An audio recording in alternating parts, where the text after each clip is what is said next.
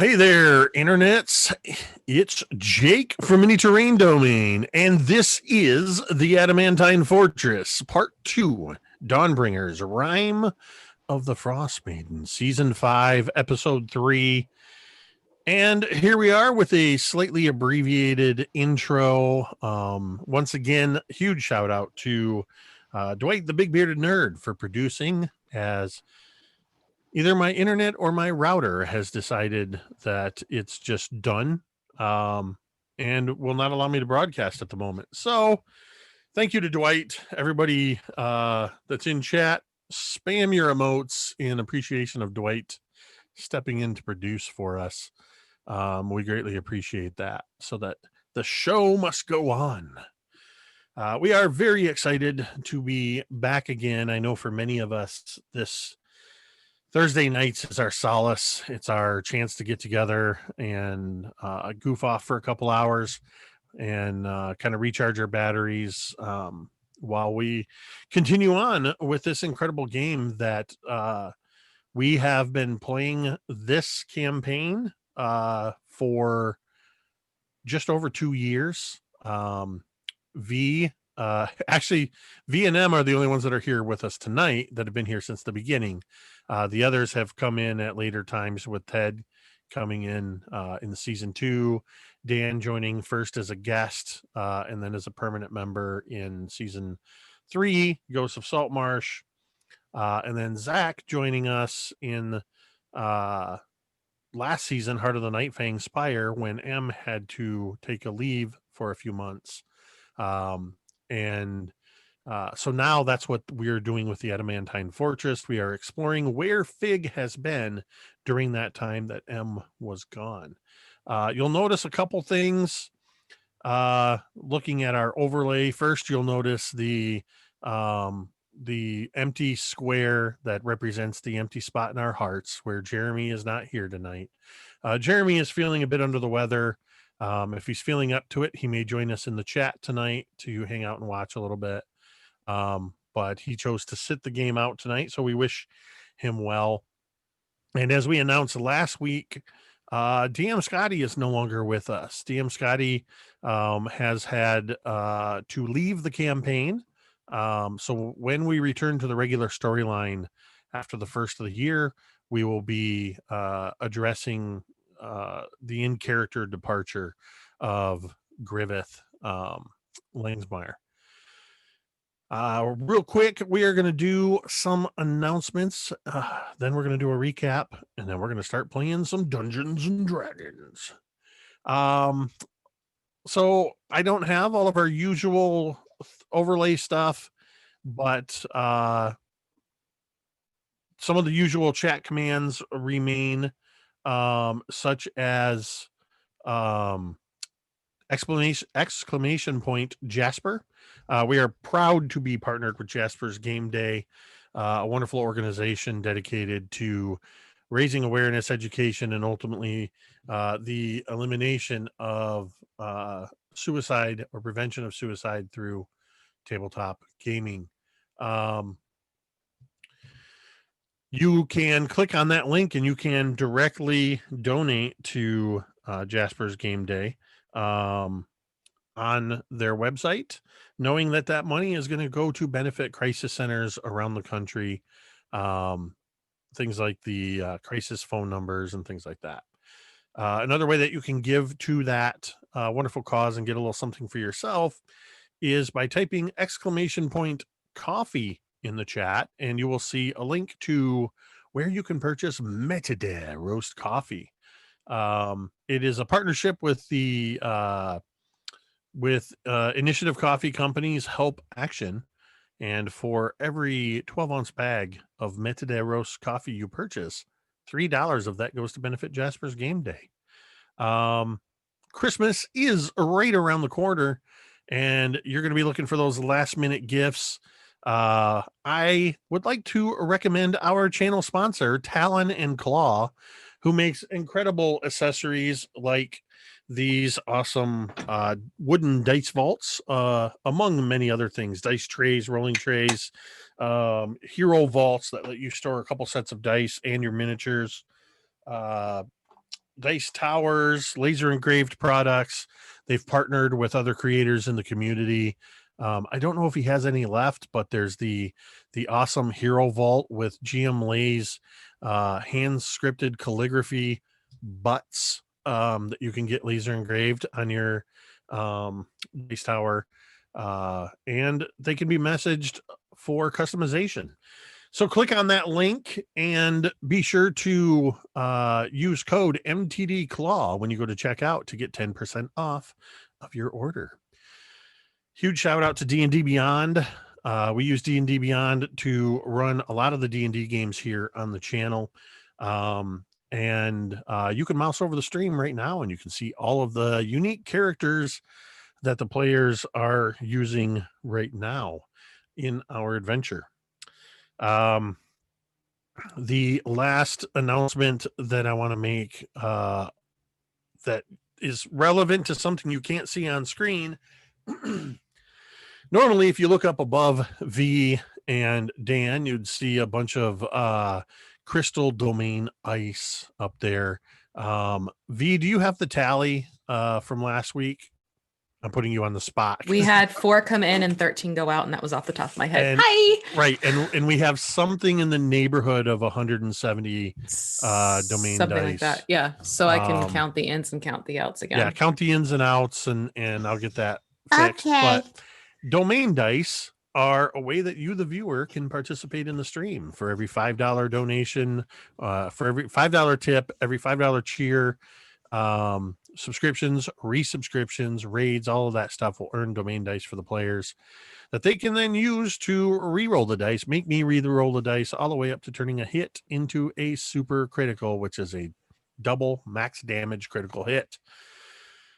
And finally, and most importantly, in our ongoing quest to help to do our part to destigmatize mental health, this is and to basically just let you know, especially the way things have been lately and with the holidays coming up, it is okay to not be okay.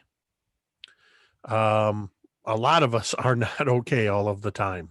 A lot of us are not okay much of the time. But what is important is that you know that even when you're not okay, that you still matter. You always matter. And that your presence here on this planet makes a difference. And so you need to just know that it's okay to not be okay. Know that you matter, and know that there is help that is available for you. And it is as simple as typing the word !help in our chat any time of day or night, whether we are streaming or not. You come to the Mini Terrain Domain on Twitch, type in help, and you will get the National Suicide Lifeline. You will get the Canadian Crisis Text Line. You will get the Canada Suicide Prevention Services phone number, both of which are available in English or French. And you will get a hyperlink for opencounseling.com/suicide-hotlines. And that particular hyperlink will take you to a location where there are resources available for countries all around the world. So please, if you are in a position where you know you need to reach out to somebody, don't hesitate to do so. They are just a phone call or a text message away. Please take that step. And with that, I think it's time to play some Dungeons and Dragons. Let's pick up a little bit of a recap and then pick up where we left off. We saw a view from inside or at the entrance to a very large cavern lit primarily by bioluminescent fungi and this strange field of crystals over which hovers an adamantine fortress of immense proportions. Figure 2 Prometheus, known as Fig, our clockwork wizard, materialized through a magical portal, teleported to this location. behind a drow guide who had previously been guiding Gerithan, the Githzerai person who had previously been down in the Underdark. Finding out what this was, trying to find out what this was, Fig decided to proceed on his own, heading towards this fortress where he encountered a number of clockwork entities in the form of Jin, Phalos, Evisum, Bark, and Asclepios. All very unique clockwork entities who all proved their prowess in guiding Fig, who they all knew through an internal mechanism and some mysterious voice they had to protect.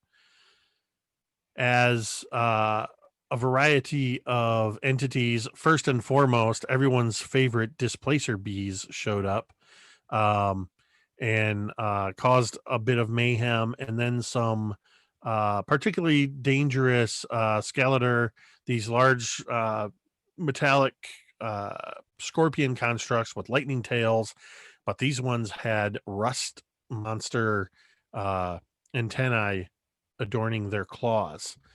And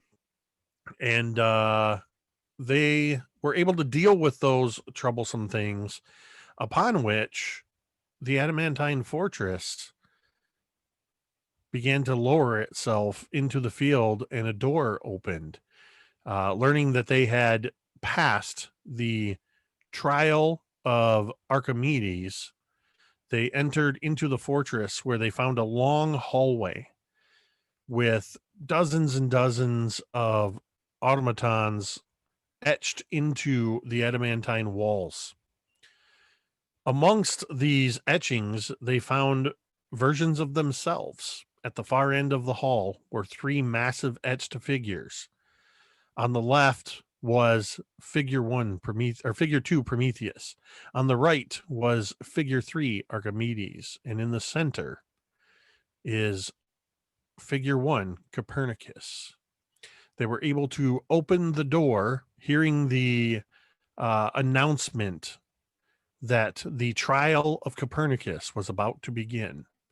And that is where we pick up, as between the legs of this towering etched version of Copernicus, a single clockwork door has opened up, revealing a pitch black darkness on the other side.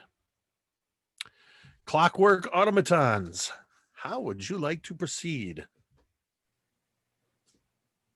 So Bark is going to reach into the little tan pouch at his side, and he pulls out at what first looks as like a assortment of like gears and things that are just like stuck together, and he just tosses it out in front of him, and the clockworks, pieces begin to twist and move and grow until you begin to see a series of 4 legs, and then a owlish head appears, and there's a clockwork owlbear standing next to him.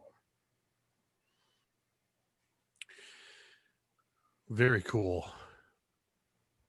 And I imagine we hear that sound like in the Transformers. Oh, completely.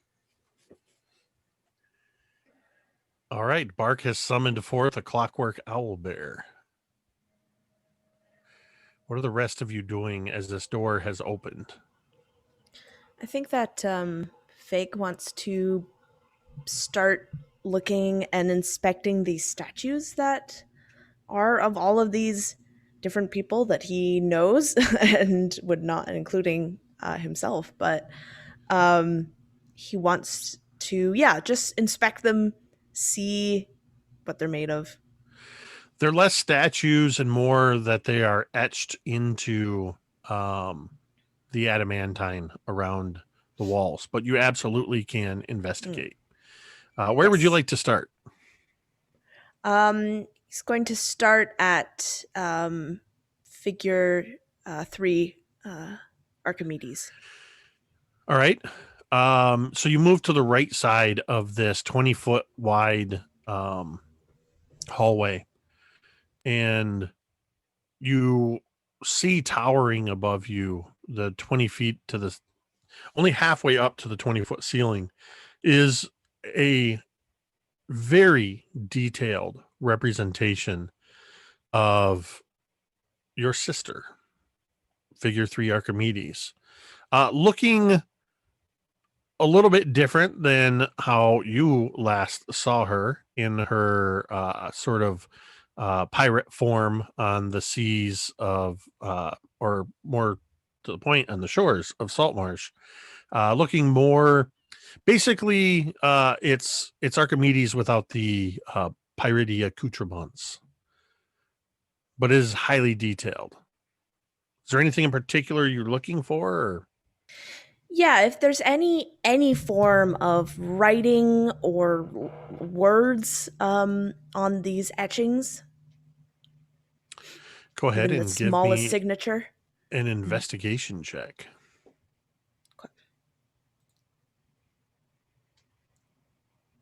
24. You begin investigating first, sort of from a distance. You're looking at this what is essentially a 10-foot tall version of Archimedes, and marveling at the intricate detail that has gone into this. And as you are looking at this etching, something catches your eye in the lines of the etching itself. And you begin to move forward. And perhaps through some clockwork mechanism, you sort of kind of zooming in a little bit, focusing in on the line work. And you realize that these aren't just etchings in the Adamantine. Every line of Archimedes is actually made up of written characters, neatly etched to form the shape of Archimedes. It is written in common, and it says Archimedes as created by Copernicus. And it just keeps repeating that phrase over and over.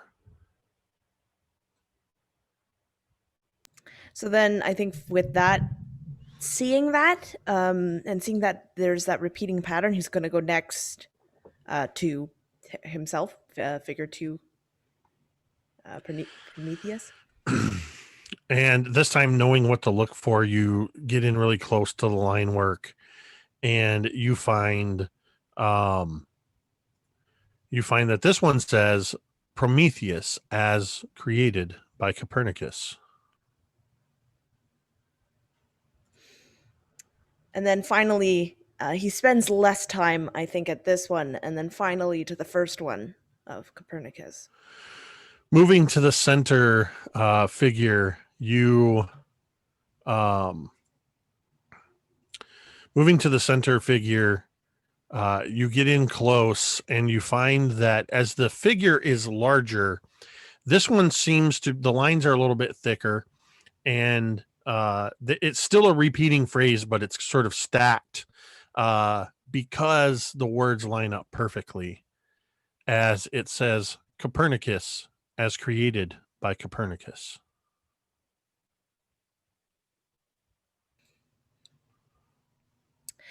Yeah, Fig just kind of tilts his head from side to side. You hear the gears whirring. How very fascinating. While Fig is inspecting the inscriptions, Phalos is going to pull out a little brass tube from in one of his pockets. He clicks the end and a needle springs out, and he presses the needle into the ropey alchemical fluid suspension components in his arm, and there's a soft hiss, and some of the damage on his plating glows a second and then starts to fix itself. So, healing potion. And then he drops the spent injector tube. Ting, ting, ting. All right. Drops the spent injector tube. Ting, Fig, do you inspect any of the other etchings? There's 20 etchings on each wall. Yeah, very, very briefly, just to see what they say, if there's still that wording on. Every one of them is made up of phrases, and they're all along the lines of Cecilia as created by Copernicus, Geras as created by Copernicus, Christoph as created by Copernicus, Antigone as created by Copernicus, Asclepios as created by Copernicus, and so on down the line. And you do indeed see Bark, Jin, Phalos, and Evasum, all of them saying as created by Copernicus. Yeah, I think Fig would say that out loud to the others. I have made an important discovery. All of your names are etched in these walls. I'm sorry, what? Why would our names be etched in the walls? We haven't even been in these walls. Neither had Fig, right? We've been Right, guarding which- this walls though for a very long time. So this is some sort of bizarre family tree? I do believe we all share the same creator.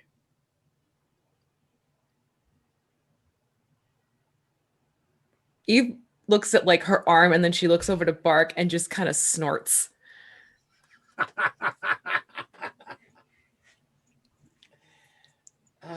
Yes, we are very different in design. Just a touch. Well, either this Copernicus has an eclectic style, or we were produced for different purposes.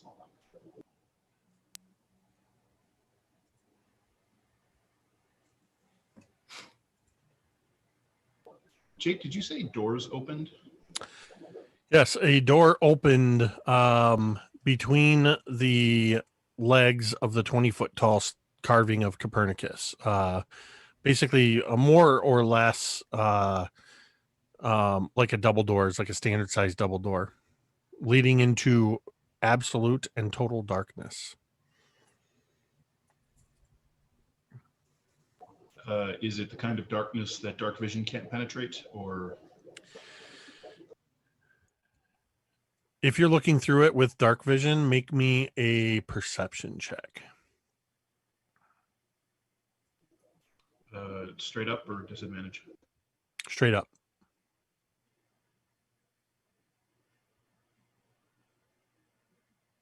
Seven. For all you know, this is magical darkness.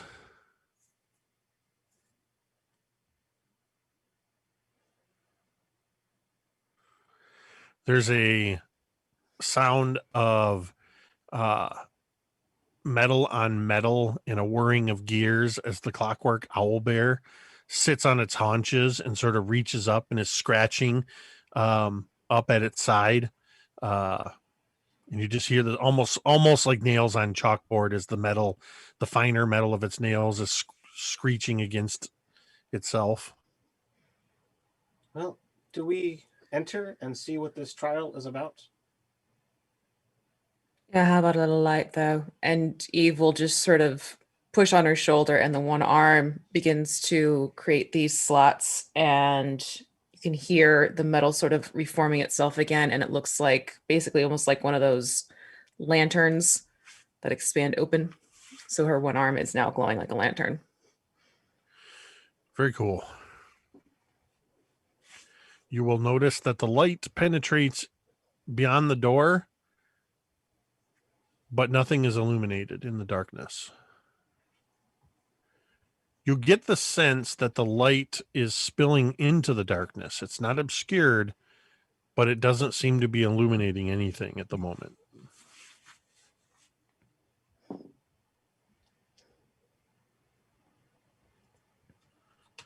What would you like to do?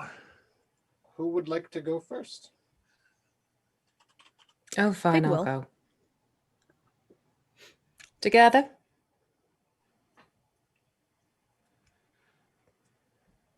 So Eve will walk up next to Fig and move forward. Phalos will follow behind. As you step to the edge of the door frame, you see at the threshold on the other side is total darkness. You take a step forward and you hear and what looks like a metal an adamantine plate seems to come up out of the darkness.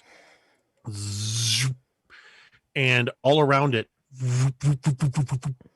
about a half a dozen adamantine cobblestones form as Fig steps up next to Fig.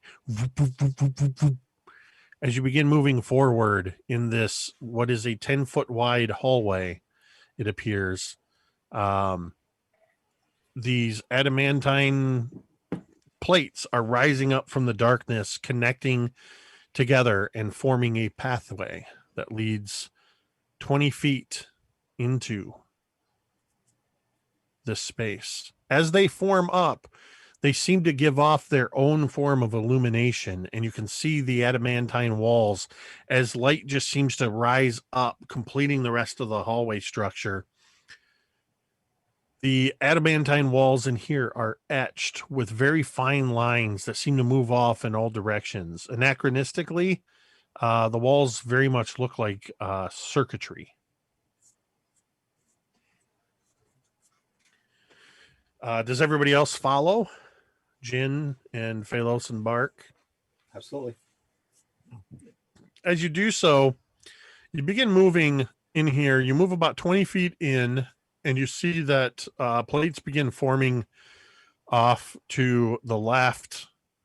And then another smaller set of plates form ahead of you, sort of to the north. And as these fall into place, it just seems to appear as if it's being illuminated, but as if it was there all along. There is a large copper and brass door. By large, I just mean it's 10 feet wide and 10 feet high. Right away, Eve's going to check for traps. All right. Go ahead and give me an investigation check on the door. On the door. The door. On the door. Investigation check on the door. I think I can handle that one. Hold on. This is not Cantriel. Where's my investigation? So that is going to be a 13. You give the door a good looking over, and there's a lot of cogs and gears on here, but nothing that looks as though it could have an adverse effect. Everything seems like it would work together to cause this door to open. Right. Take a step back, love. And she'll be talking to Fig. And then try the door. You reach towards the door, and what you notice is that this door doesn't have a handle. It doesn't have a pull ring, but there is where a doorknob would be, there is a pronounced copper gear that has a series of indentations that would accommodate anywhere from 1 to 10 fingers. And you're able to insert your fingers and just sort of rotate.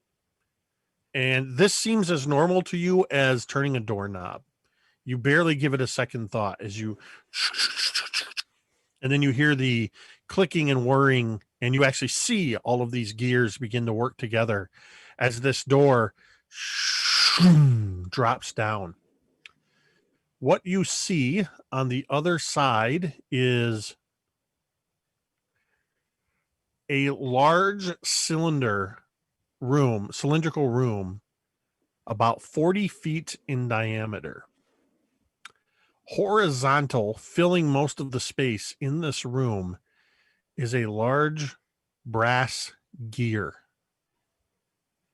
You can see on the far side of the room, opposite where you are now, as well as on the west wall and on the east wall, there are curved copper clockwork doors. The cog has a walkable ring around it. There's also spokes, 4 total spokes that go in towards the center. In the space between the center hub and the outer ring of the gear, there are a couple of sigils, one which appears to be made of polished gold.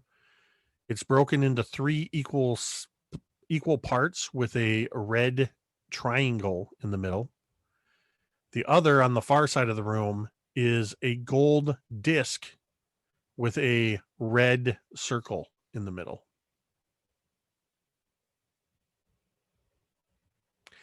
The space between the outer walls of the room and the space between the spokes is utter blackness.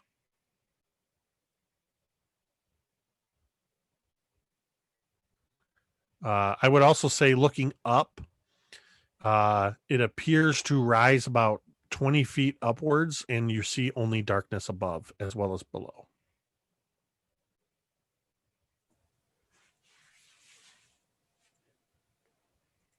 Well, we pick any door, or we just check the gear. Jake, where did you say those symbols were? So if you're looking at the gear as a circle, the one with the red circle on it is on the northern side of the gear. The gold one with the triangle in the middle is immediately in front of you. The cogs or teeth rather, that are on this gear are each about almost 5 feet. They're large enough to accommodate a single person to stand on one.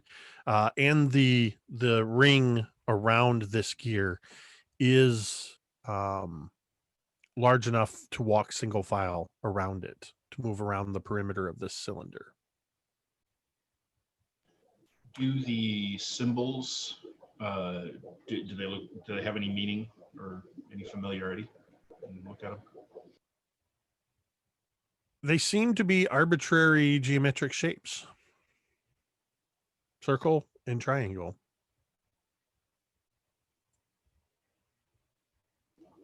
Well, I suppose choose a door, unless someone has something they want to do to this giant gear.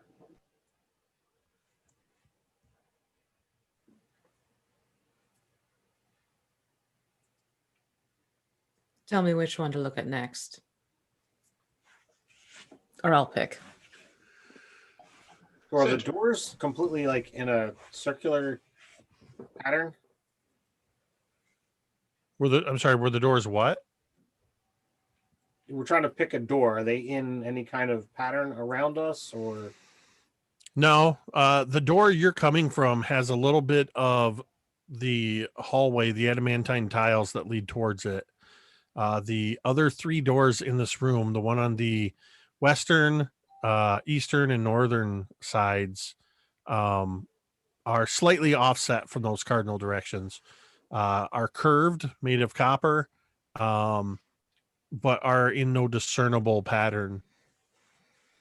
In fact, the door to the north is slightly smaller than the doors on the east and west.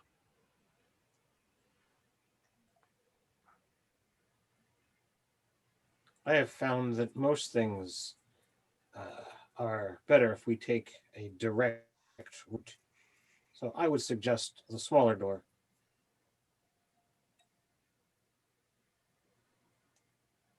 Does it appear as though the door we're coming out of is the same size as the door to the north? It's hard to gauge because the door you're coming out of was completely flat. Whereas these doors are actually curved to fit the shape of the cylindrical walls. Okay. So you mean smaller in terms of like width and not height? Right. It looks like the doors to the east and to the west are wider and the door to the north is slightly narrower, about half. I'd say you're looking at roughly 10 feet wide for the east and west, and closer to 5 feet on the north. Evil turned to Fig. You seem to be the one who has the best understanding about this Copernicus.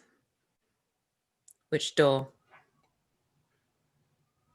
And Phalos, Um, you can give me a investigation or Arcana check because you asked about the symbols. I meant to say that you can do a check. What were you gonna say, Fig? I think Fig is going to cast Detect Magic. Rolled another 2, so I'm going to burn a domain die and re-roll because I'm not All right. having that. Second roll is much better. Arcana is what I'm going to use, and that's going to be a 28. All right. Fig, you're casting Detect Magic. Mhm. And remind me of the range on that. It is 30 feet, so if he has to jump on You would have to the actually step thing? onto the gear to be able to get the entire room captured in there. yeah, he would do that. Okay. So let me check something real quick.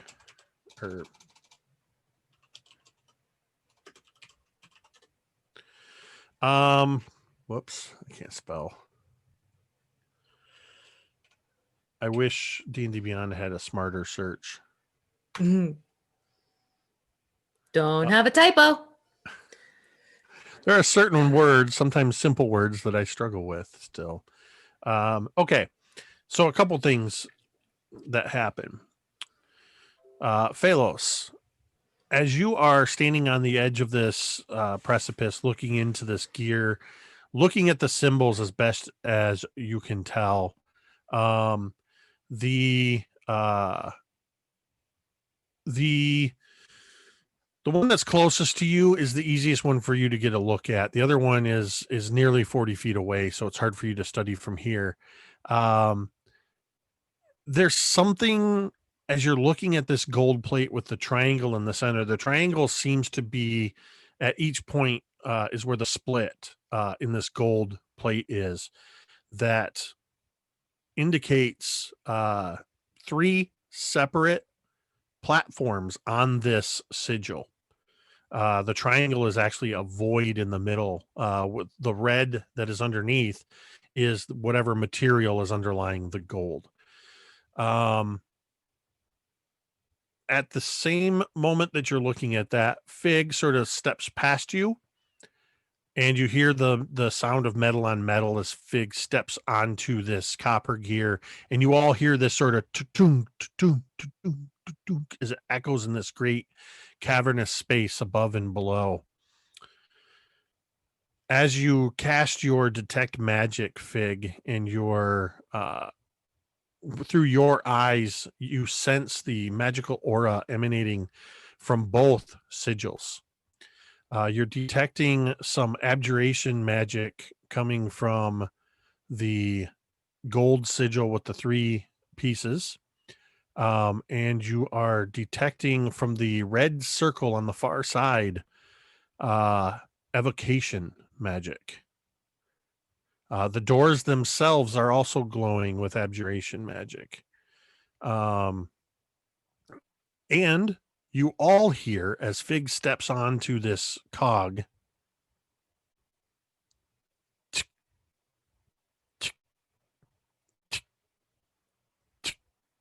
sounds like a clock.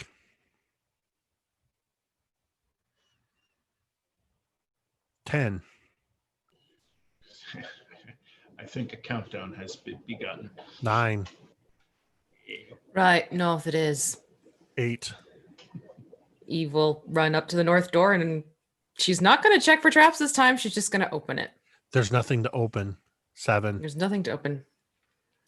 Next up, she'll go right to the east. Is Fig still? Yeah, Fig wants. Go ahead. Fig wants to go to the abjuration door. All 3 of them are glowing with abjuration magic. The one that didn't have the evocation. That was the sigil. You mean the sigil? Yes. Okay, because the sigil also glowed and it had the 3 platforms on it. All right, so you're going to that platform, 6. Yes. Each door you check, Eve, there's nothing to open it. What are you doing at this sigil, Fig? 5. When you Fig- said platforms, are they like? Do they look like something we could stand on? Yes. All right. Since I was over there looking at it, I'll step on one of the platforms. All right. Mark will follow suit. Mhm. 4 Phalos and Bark step on, and you feel these platforms begin to, or rather, sink down about 1/4 of an inch. 3.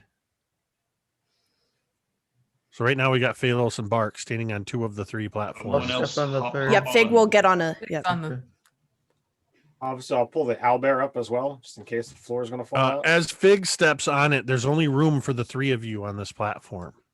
Oh. Jin, Eve, Asclepios, and the owlbear are either still standing in that hallway or on the cog. Well, Eve is on the cog. I move up onto the cog. Jin is on the cog. Asclepios, I think, sort of looks around and just sort of takes 1 step forward, so he's on the cog. Fig, you notice as you step on this platform that the red circle begins glowing. And as you step onto the platform, the red stops glowing. And the cog begins to rotate.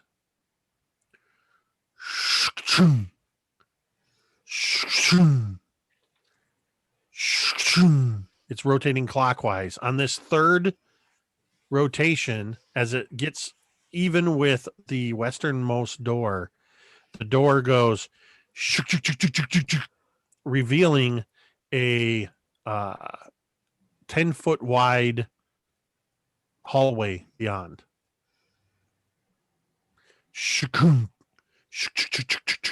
The door closes. The cog continues moving around. As it passes each door, that door opens. After a moment, it continues on and the door closes. Okay, Oh. next time we get to the open door, we won't get off the freaking platforms. So, Which door do we want? which door are you going to wait for the gear to stop on? Eve looks directly at Fig. Which one? Fig just north. Then jump off at north. North it is. All right. The cog continues rotating around, stopping on each. As it gets to the north door, and this has the 3 of you are sort of in line with it on your platform. That door opens up. What are you doing? Step off towards the door.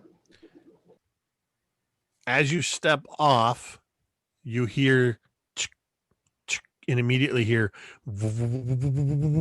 2. And I need Step back on. because the are you going to step back on or are you going to run for the door? I'm thinking run for it. I'm Yeah. breaking for the door. Yeah. 1. I don't want. I want to get off the merry-go-round. Okay, so Phalos has said he's going for the door. So it looks like we run for it. Yeah. So Phalos is making a run for it. Because the countdown got so low, I'm going to need dexterity checks from everybody Of course. to you see are. if you can make it through in time. A check or a saving throw? It's going to be a check. I will let you add in your athletics or acrobatics. So you can do That's you can make an athletics or an acrobatics check. We'll do it that way to get through this 12. door before whatever may happen happens. that's an 18. It's probably nothing. Okay, 18 from Eve. I have an 18 as well. 8. I guess I have to make one for my owlbear. This is Yep. not Make one for your owl bear. Can I have a couple domain dice? A Oh, couple? fine. Well, they keep rolling low. Okay, I got a good one. Say A dirty 13 20. How many did you burn? Just Two? two. Just two. Just two? Okay. Mm-hmm. The 13 for the owlbear. Okay. Somebody roll a die. I gotta open this up. I forgot to open up Jeremy's For Jers, I'll roll for him. character sheet. That's what I called it. All right. I just rolled a 12. I Uh, rolled better for him. I'm guessing he's probably got a decent athletics. Let's see what Asclepios What did has. Bark and Fig get? Bark's Fig got got an 8. Bark got a 13. You rolled a what for Asclepios? 12. Oh, he's got +8 for athletics, so that's a dirty 20. Okay. And Jin, what did you end up with? Zach? A dirty 20. All right. So and Bark, you had a 18, I think. 18 for me. Oh, then I'm but a 16 if we're doing the athletics. I was putting in dex. Either It's way. whichever one you want to do. Then I'm sticking with my dex. Yeah. Yeah, it Right, was a choice. So Fig had an 8, so Fig is obviously struggling or stumbling a little bit. So I will use a reaction to use a flash of genius, and that will add +5 to Fig's ability check, raising it to a 13. All right. So there's this momentary burst of almost sounds like sort of like a coded transmission that sort of temporarily imparts almost like physical knowledge. And despite the fact that you have this burst of knowing precisely how to work yourself to get off of this platform quickly, Fig, you still had that moment of hesitation where you weren't sure if you were going to get off the platform or go through the door. And the owl bear, seeming to be a bit confused by the cog, also failed the dex check or the overall check. So I'm gonna have Zach roll me 5d6. Mean. I'll do it though. And V, roll me a d4. Do you want the total or Before? I want the comes total. up on each? Okay. I want the total. That's a 3. Okay. 22. 22. Yeah. You all watch as the red, or rather hear as that red sigil goes, and a cacophony of whistling as 22 magic missiles fire out of the red sigil, each doing 4 points of damage.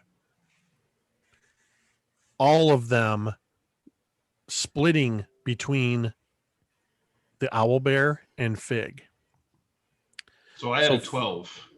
Oh, you had a 12? Uh-huh. I missed that. That. So Phalos, you also are going to take some of this. So Cool. that's what, 7. So one of you is going to get an extra one. I'm going to roll a d6, and it's going to be the owlbear gets 8. So the owlbear takes 32 points of force damage. Fig and Phalos, you are each going to take 28. Wait, what did I say? The owlbear gets 32, yeah.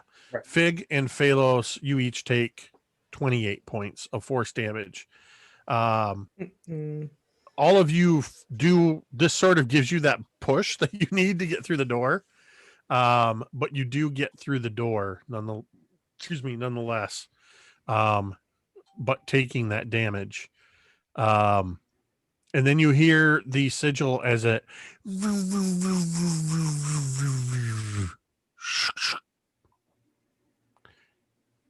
and you are now standing in a hallway. This one does not magnetically form up beneath you. This one is already formed. This is, where's my other map?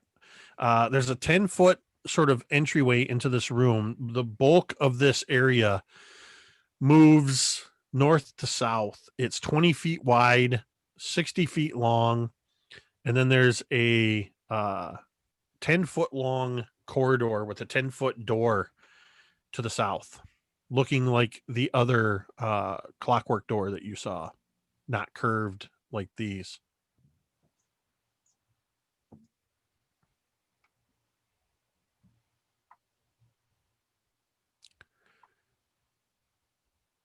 What would you like to do?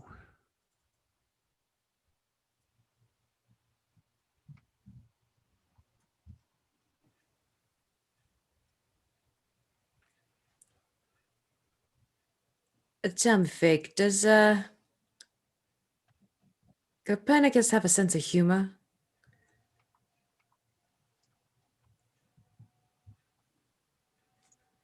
I'm afraid I did not have the correct guide to assess humor at that time. I had not yet met Talmud, and so he has taught me much about humor, but I was not able to gauge it with Copernicus. So I am sorry. I'm not looking for an apology, just trying to figure out if this is supposed to be a cruel joke. Do any of you require healing after that mishap? Oh, very much.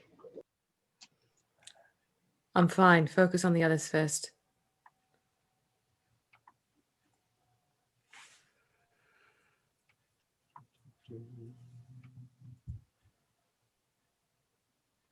I have sent you Dawnbringers in our chat a view of what this looks like. I had intended to be able to share some of this map with you, but I don't have that advantage tonight. Things happened. Yeah. I'll also see if I can get an isolation of... And for those in chat that are watching with us, if somebody wants to type !Discord, a link to the MTD Discord will appear. There is a Dawnbringers chat in there. After tonight's game, I will share a reveal of what parts of the map the Dawnbringers have made their way, or rather the Clockworks have made their way through in tonight's episode. How many of my party is damaged? Your Owlbear, Fig, and Phalos. Anyone have any lingering damage from previous session? I mean, I'm down 11, but it's not, you know. Well, I'm going to cast a mass cure so I can get up to 6 people.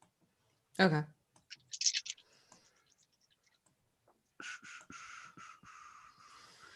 And then I will also share with you a...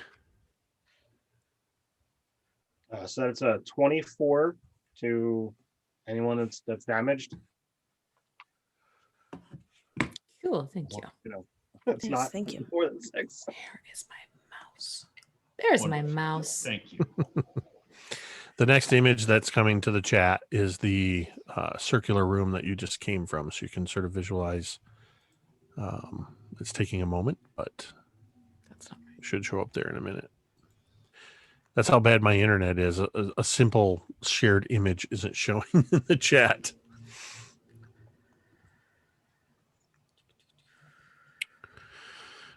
All right, so you're in this room. Each of those squares, by the way, is 10 feet.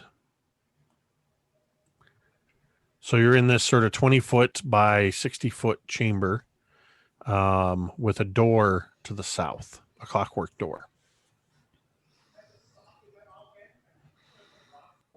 And what is that brass copper looking plate just inside the door there? Just Part of the floor. That's the flooring.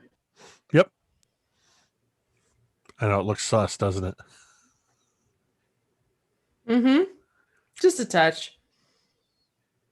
They're very cool maps, though. Yeah. Are those crates over in the corner? Yes, as a matter of fact, there are a couple of wooden crates with steel reinforcement on them.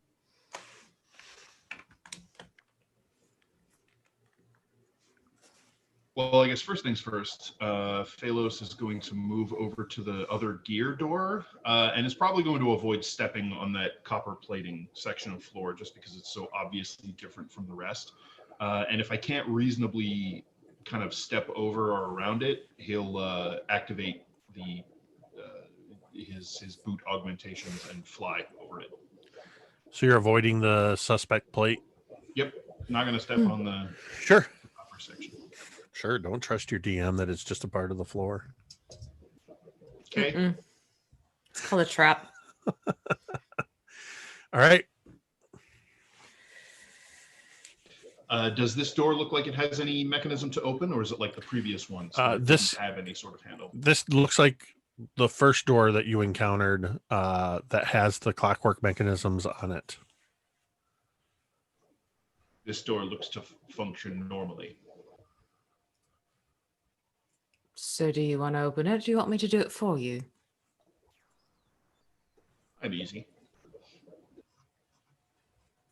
Prove it. All right, I'll take a quick look over the door, see if anything looks.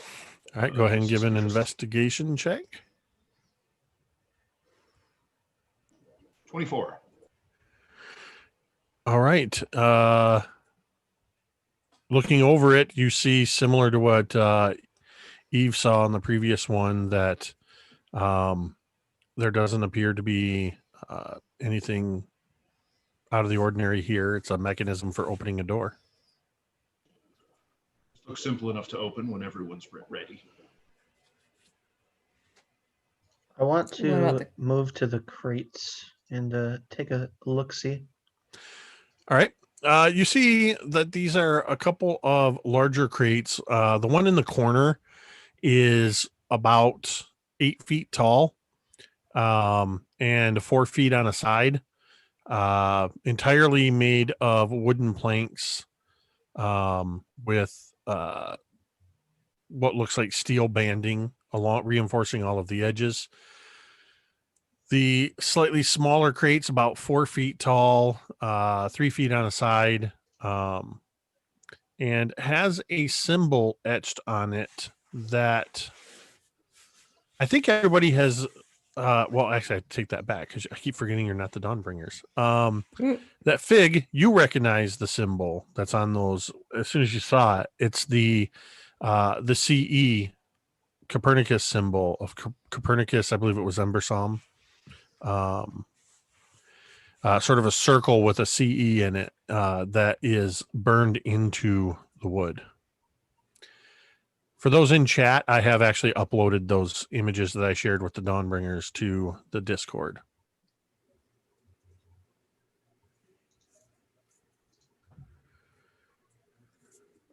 So you're just looking over the crates, or are you doing anything with them? Does it look like they're like sealed up? Is there any clear way to open them that doesn't involve prying metal off of them? I would say just looking long enough at them, you can find that they each have latches. The tall one has a latch on the front that would allow the sort of 4 foot by 8 foot section to open up like a door. The smaller one has a latch that would allow the top to open. I want to, on the smaller one, just kind of like push up against it and jostle it, just to kind of gauge like how heavy is it? Is it full of something dense? Give me a strength check. All right. Is that just straight strength athletics? You can use athletics if you want, if you really want to put your shoulder into it. Yeah, 7. It's a solid crate.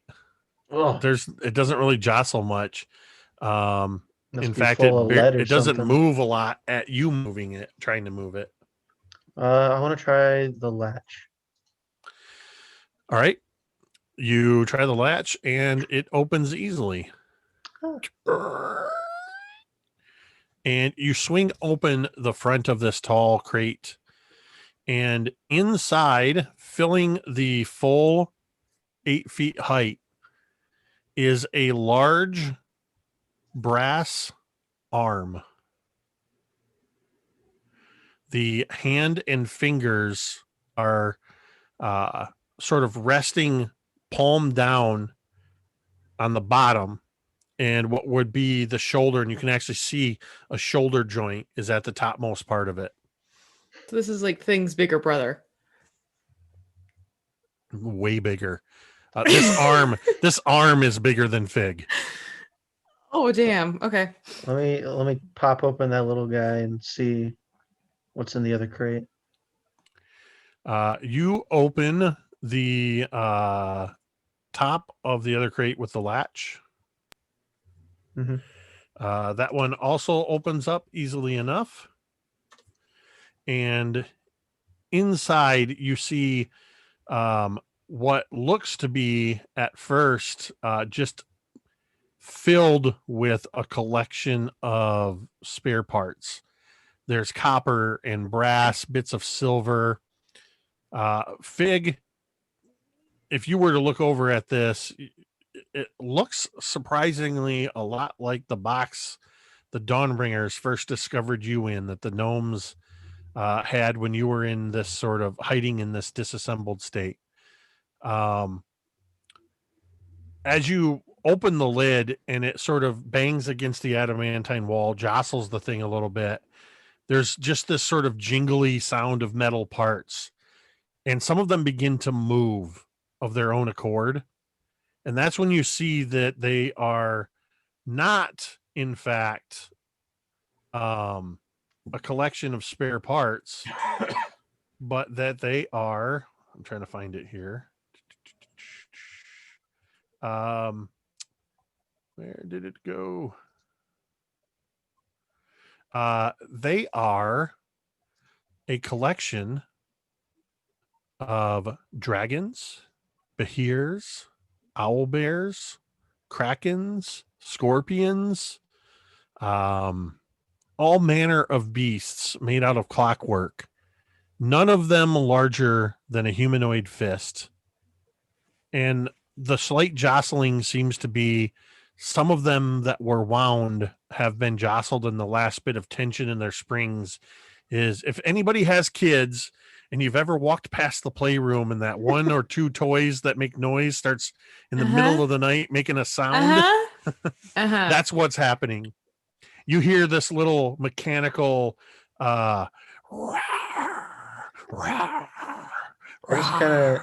Did you just give us a box full of minis? It's literally a box full of clockwork miniatures. Great. Great. I just it says Kizwids on the side. I want to get away from work, Jake. I just kind of let the lid fall back closed, just kind of like and then you hear that. What did you do? I just look back over at the big arm in the crate and just kind of look at everyone and say, good thing they didn't finish building that one. And then walk towards the door. I'm going to say that Bark is, curious and perceptive.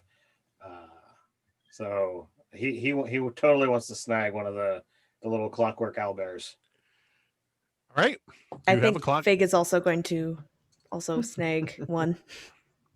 Any particular clockwork creature you want? You said that there was a little. Did you say dragon, or am I imagining that? I did say dragon. Excellent. Okay, that's what Fig wants. Okay. Wants the little one that's roaring, I imagine. Yep. And each of these clockwork devices does have a small copper key on its back, and you can easily wind them, and they have a very basic repetitive, like a walking motion. They stop.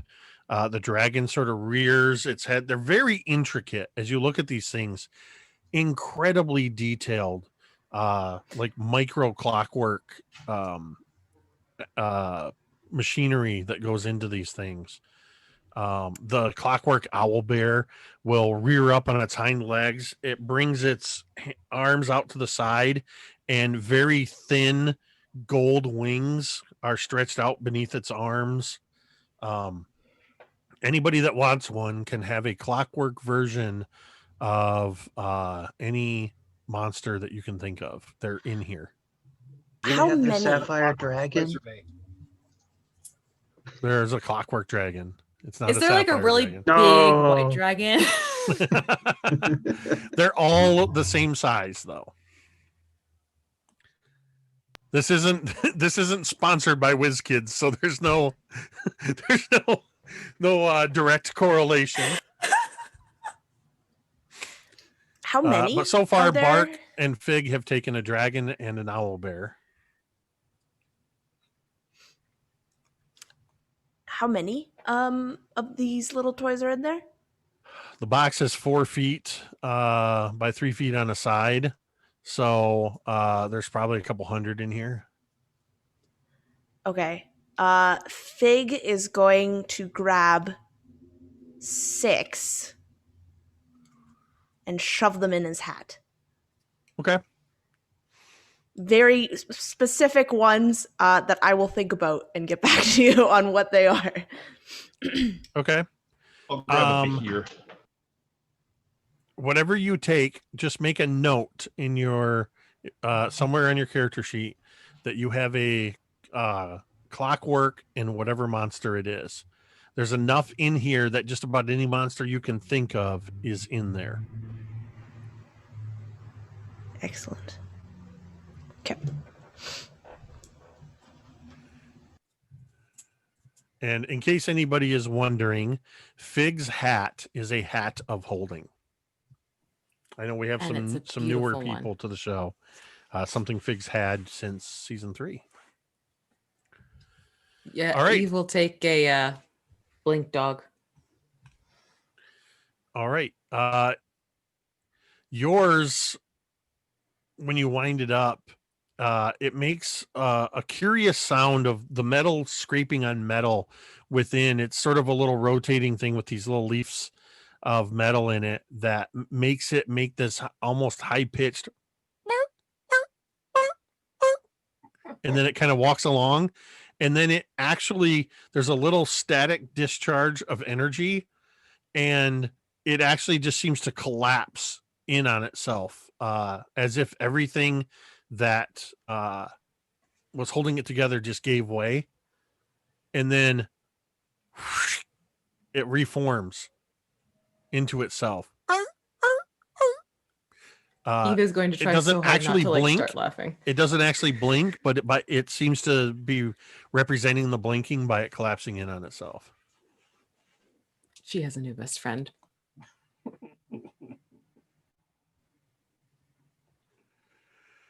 All right. So you've all grabbed some swag from the swag box, and that's all there is: a giant arm and a bunch of little clockwork toys and a door, or the way you came, which is still open into the cog room. So in other words, both boxes are something that could be armies. Ah, I love it. All right. So I think We'll, open Phalos, the you door. had gone to the door and you were going to open it. Yep. Alrighty. You open the door and you see that on the other side, this door, like the other one, descends down into the floor.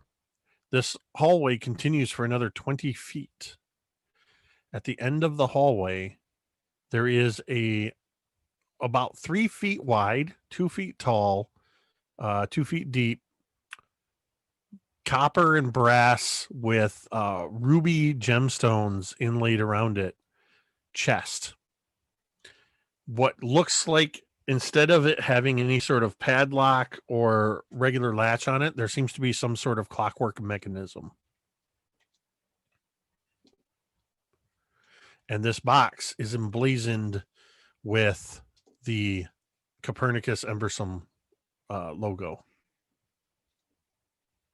Or sigil, I should say. Logo sounds like branding.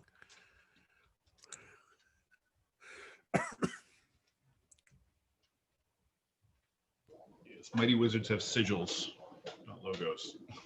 All right. So it's just a room with a. It's just a short hallway with a chest, a clockwork chest at the end of it. All right. Eve, you want to take a look? Yeah, sure, fine, no problem. She'll go over and check out the door. All right, so there's a clockwork latch with a red gemstone set in the middle of it. Go ahead and give me an investigation check. Investigation. That's going to be a 15. This mechanism is both a lock and a trap. Oh, my favorite kind. I want to. Can I disarm the trap first and then? You can tell from looking at it that both the lock and the trap are tied into one. So it's one check to disarm and unlock. Okay, sure. I can give you a hand if you like. She'll from her fingertips you'll start seeing like these various little picks and needles almost emerge. It's basically her thieves tools kit. All right. 1 second, and I'll cast guidance and step back. That's what, a D4? Yep. All right. Okay. Go ahead and give me a dexterity check. Jake, I will help to give her advantage. Excellent. Phalos pulls out a little, what looks like a short screwdriver handle, except instead of a screwdriver on the end, it's a little metal nub with a crystal that when he clicks it, it glows yellow and makes a little whirring noise. Did you just pull out a sonic screwdriver? I pulled out an all-purpose tool, which you can find in Tasha's Cauldron of Everything and is described thusly. I still haven't had a chance to check that out. I just immediately went to this. That's a pretty good rendition, yeah. Well, the first one was a 3 plus an 8. And then because, we have the lovely tool from Tasha's jump in, that's a nat 20. So that is going to be a 20. Hold on. A 20. No, 32, right? Yeah, that's a 32. So as you go to start interacting with this, your hand is misaligned. But Phalos pulls out this extra tool to offer assistance, and when he activates it, your hand just seems to automatically and realign by millimeters. And you begin working with these very rapidly, and you feel the moment that both the lock and the static energy that was built up in the crystal suddenly discharges down through the chest and through the floor. A very large static charge that was built up. You have unlocked and disarmed the chest. Right, that's taken care of. And she'll open the door, eyeing you said it was a ruby? Yeah. Yeah, she's eyeing that ruby, but she kind of gets the sense that maybe leave that alone for now. So you open up the chest? Yeah, Eve will open up the chest. Inside the chest, lying in the whole bottom of the chest is lined with a big bolt of blue silk. And lying on this blue silk is an intricately detailed scale model of Figure 2 Prometheus. Fig, you might want to come over and look in here. This thing is about 18 inches tall. Eve's not touching it. She's waiting for Fig to come over. It's like one of those giant sized plastic Darth Vaders or stormtroopers that you can buy. Just I just want to give you guys a sense of the size. Is it like Galactus? Pretty much.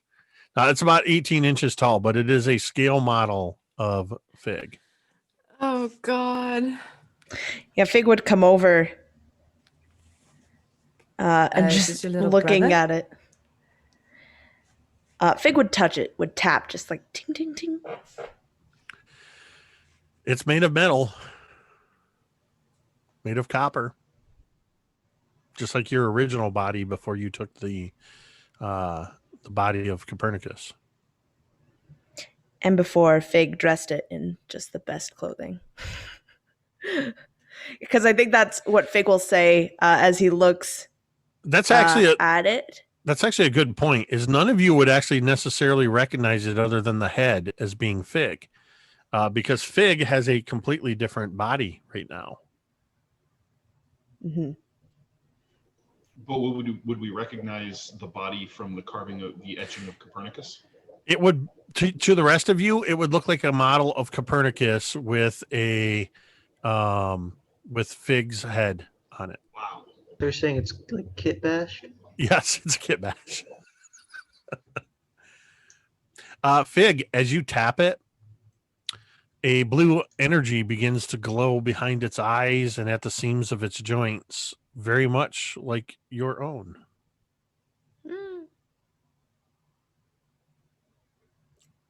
Does it move? Fig will like look, and he'll even like.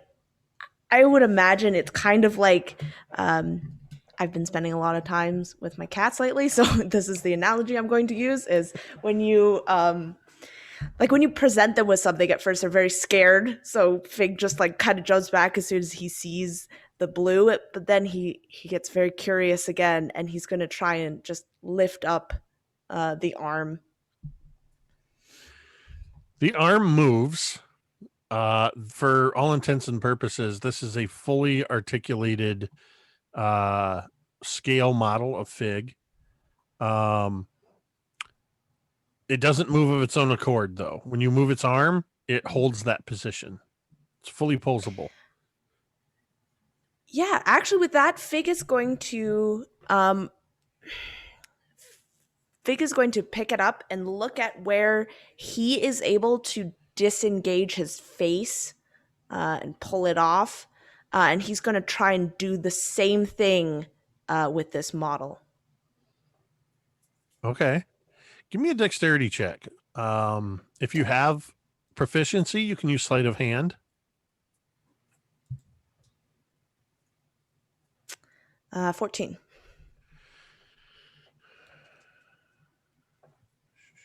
Where's my...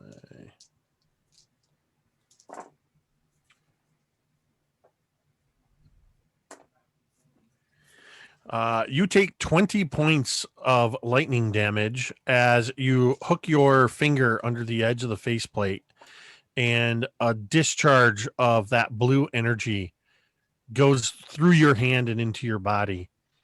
And the scale model in your hand,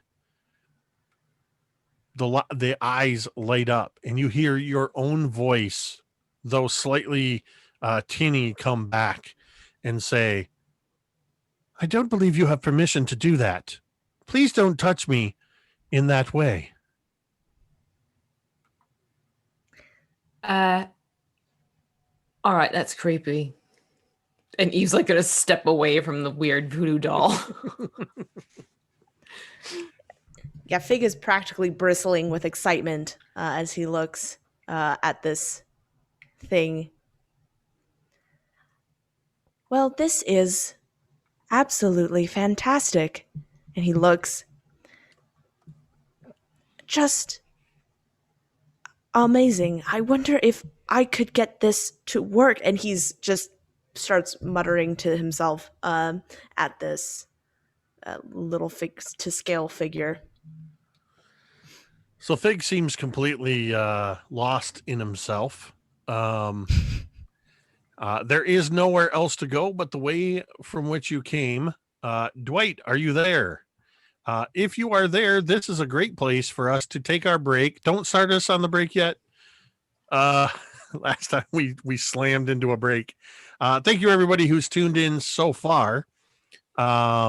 We are going to take a roughly a 10-minute break, and then we will be back to continue with this episode of the Adamantine Fortress Part 2.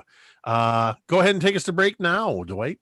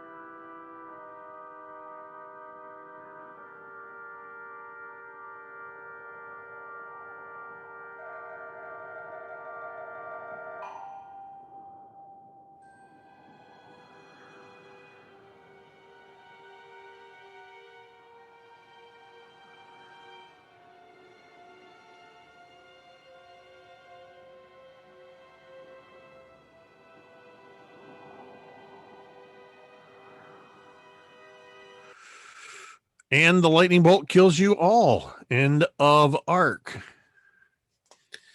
All right, everybody. We are back with the Adamantine Fortress Part 2.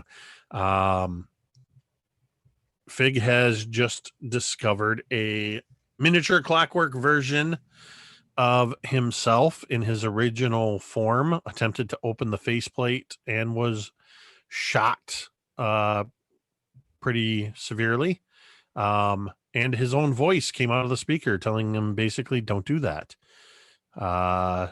You are at a dead end. The only way to go is back through the door, back into the gear room from which you came.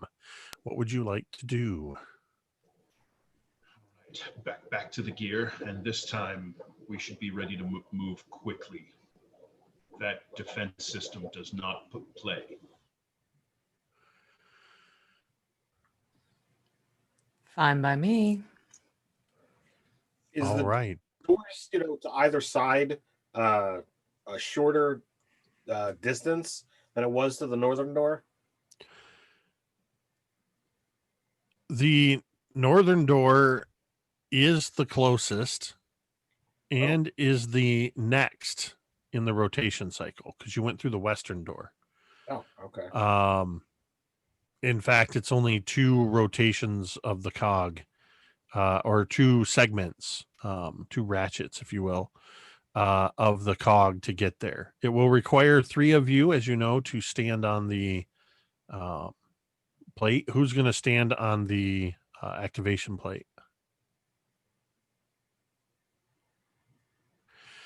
Which the activation plate is currently in front of this door. So Pathos, that's the wrong game.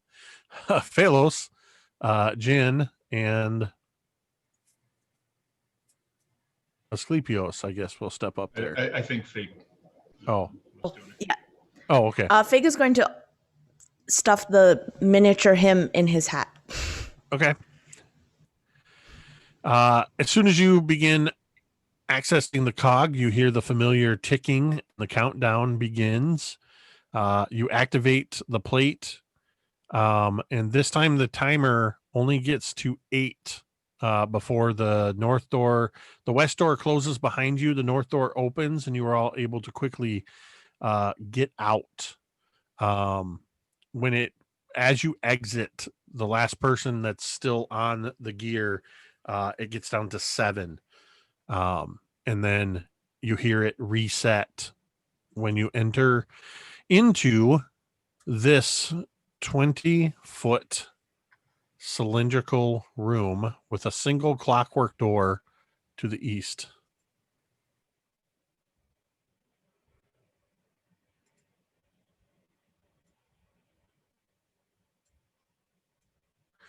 In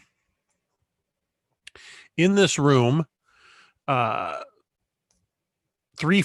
of the floor is made up of those adamantine flagstones, taking up a 10-foot by 10-foot space immediately in front of you, and the door to the east is another one of those brass floor plates with the circle and the 4 segments that Phalos had avoided previously.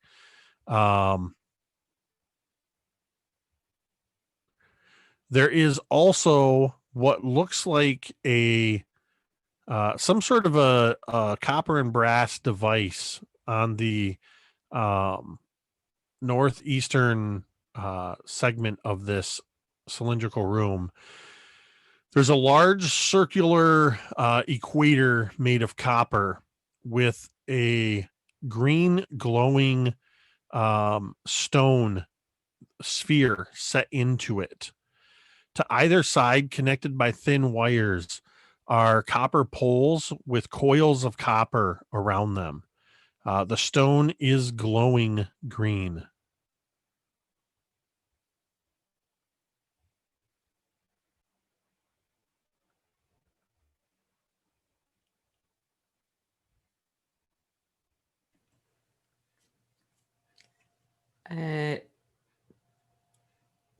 What do we want to do with this one?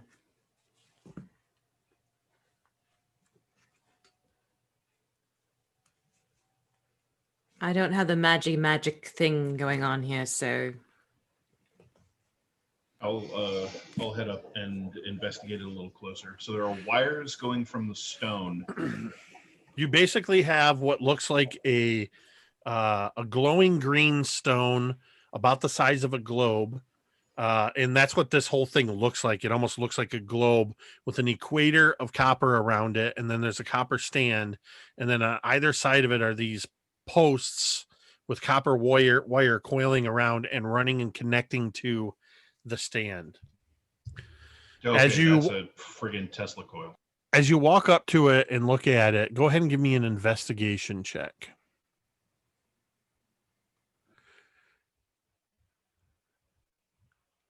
$17. Two things you notice as you are looking at this glowing stone. One is that the stone appears to be just resting inside this device. It looks like it could be lifted right out of the device. And two, below the surface of this, there seems to be energy moving in very slow, lazy patterns. In the globe? Inside the globe, yes. Interesting.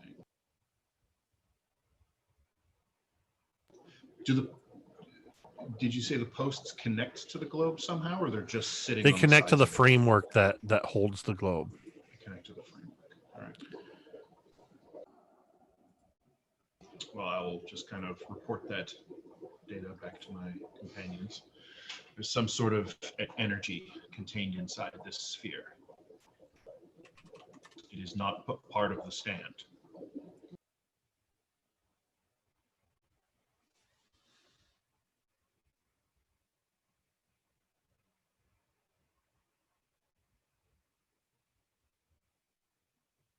Anyone else?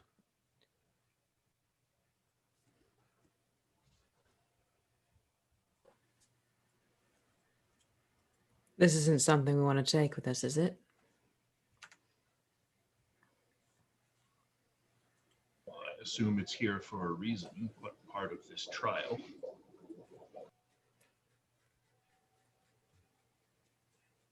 Maybe it can be taken and used in conjunction with the big gear in the other room. There is more to this complex we haven't seen yet. Very true. Who wants to try and touch it? I suppose I could give it a shot. I go and try and touch it. You reach out and you touch the glowing sphere, and nothing happens. I kind of look back with my hand still on it. It's like, And then is this thing, like, how big did you say this was? About the size of a globe. Okay.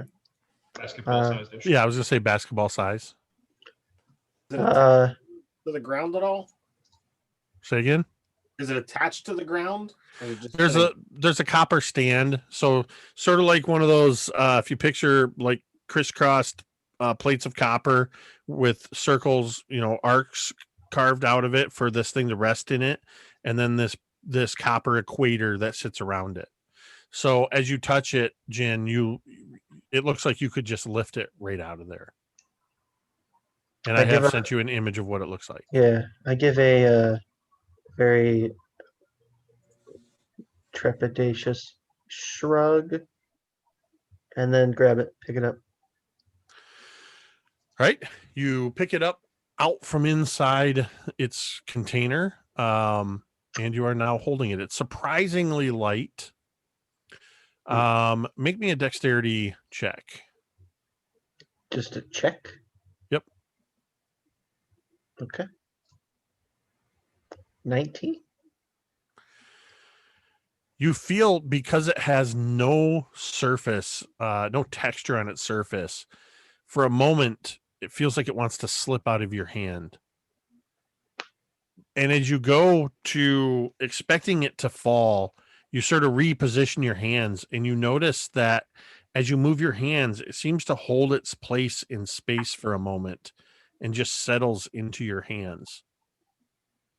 All of you notice that as Jin moves, he seems to be moving at half the speed as normal when he goes to grab at this thing, and then back to normal.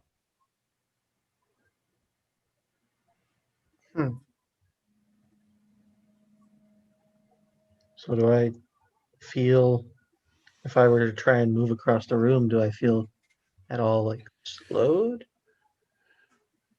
Are you thinking about the possibility of being slowed as you try to move?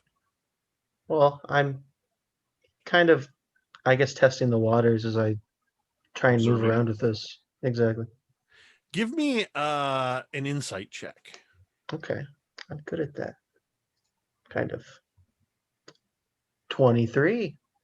Nice. So you're sort of puzzling this device and kind of testing it. And as you walk across the room,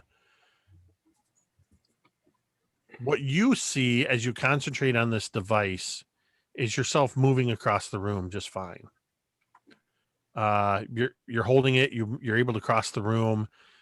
Looking around you, though, your companions seem to, as they watch you, if you've ever noticed when you speed up video, even if people are standing still, they sort of waver very quickly. You see that, and then normal, and then fast, and then normal. All of you watching Jin see Jin moving at normal speed, and then for a few steps,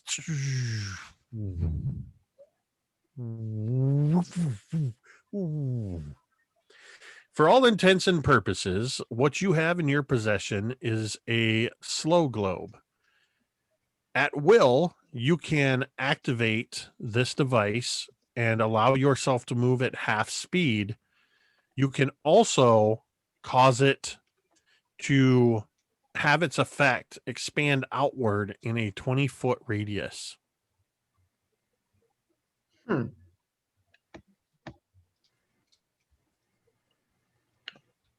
So like it will slow everything within that 20-foot radius?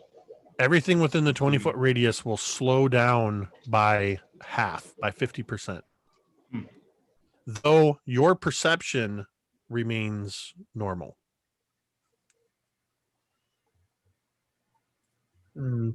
So how clean is the floor in this place? Does it appear that anyone else has been through here? There's no sign of dust.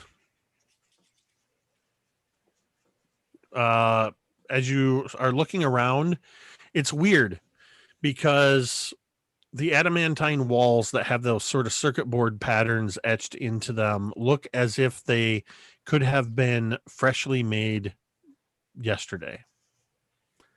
Even the adamantine floor pieces look, and some of the clockwork mechanisms you've seen, they look as though they were freshly minted. But then there's those sections of the floor that look like they are weathered. There's a patina on the copper.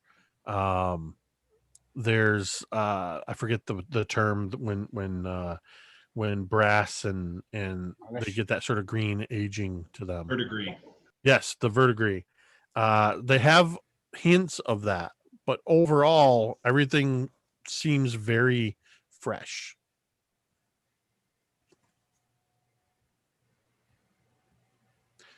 The door to the south remains open. The clockwork door to the east is untouched. No other doors out of here? Nope. I've sent you a picture of this room in the chat. Okay. And I see some people have already seen it, but I am sharing these rooms as we go in the Discord as well. To the door then. So what's that to the south then? Is that? That's where you came from. That's the gear room. Oh, so then what's to the right? That's Another door. a door. Oh, so we could go through there. Yes. Sorry. Come on, Ted, get it together. I'm just kidding, man. Sorry, my Phalos. character is dumped intelligence, and there's a lot of magic-y stuff that he's about. So I'm trying to be engaged, but play my character properly. Phalos will open the east door. All right. You figured out how these clockwork doors open, and you reach out to this one without bothering to check it for traps, which is good because it opens without a problem. Here, you find a 20-foot, or excuse me, 10-foot wide and 30-foot long corridor that sort of curves to the southeast, opening into a 60-foot diameter cylindrical chamber. In this cylindrical chamber is a very large, heavy, thick brass cog.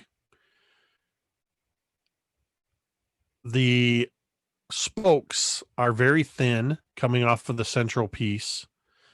They are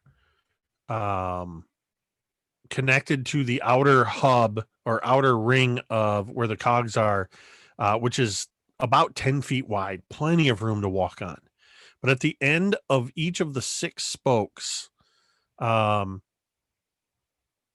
not 6 of them, one to the north, one to the northwest, and one to the southeast. There are small sigils that are carved into the cog. There is also what looks like a minute hand and a second hand mounted on a hub in the center of this cog. They are raised up 2 feet above the surface, and what looks like the minute hand and the hour hand. What looks like the hour hand is about 30 feet long. And the minute hand is about, I'm mixing them up. Gosh, I can't even tell analog time. The long hand is 30 feet long. The short hand is 20 feet long. Good Lord. There is a door to the west, curved, a door to the northeast, a door to the slightly north of east, and slightly south of east. And this will make sense when I send you the picture. Did we come through the west door? You came from the northwest. There is no door. It is open. For some reason, it's not letting me switch images here. Zoomed in. So there is sigils. There's complexity to this room that I am going to share with you in a moment, once I can do so safely. Find the room. There it is. Yeah.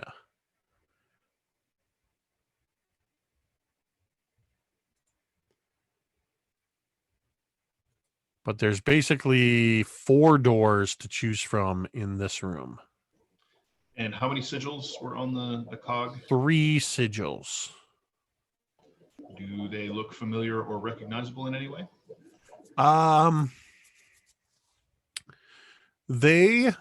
What languages do you speak? Draconic. You recognize and common. You recognize 2 draconic runes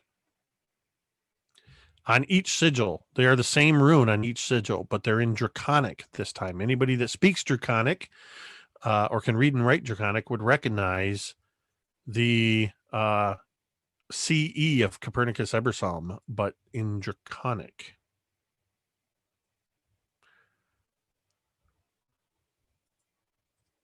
And all 3 of those sigils are the same? Yes.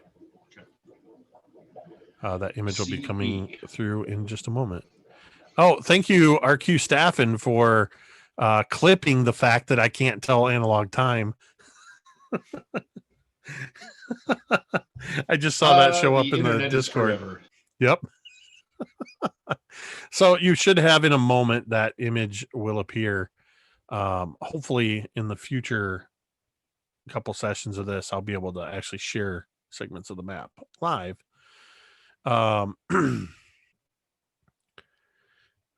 But you do have basically the sigils, and you have the 4 doors. The way you came from is the only open passageway. I don't know why it's taking so long in there. It's on the Discord if you guys have access to that. It'll be in the Facebook chat in a moment. There it is. So you came from that open space to the northwest.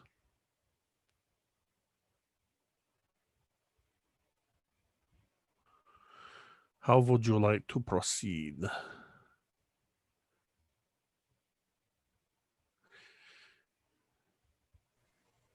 It should go without saying, or maybe it should go with saying, that there is also a void above and below this cog as well. So anything that's black on the map appears to be empty space. And we recognize that 2 of the sigils are draconic. All 3 of the sigils are draconic. Okay. Each sigil is a pair of letters, CE. Yep. Though in the drawing here, I think it's the draconic T. If I remember correctly. Do the hands of the clock seem to be moving at all? But I guess if they're minute and hour, we'd have to sit around and watch a while to see if anything moves. They do not appear to be moving. Well, shall we futz with the clock or open one of the doors? The earlier room required 3 on the cog. There are 3 sigils. Perhaps we yet again need to have 3 on the cog.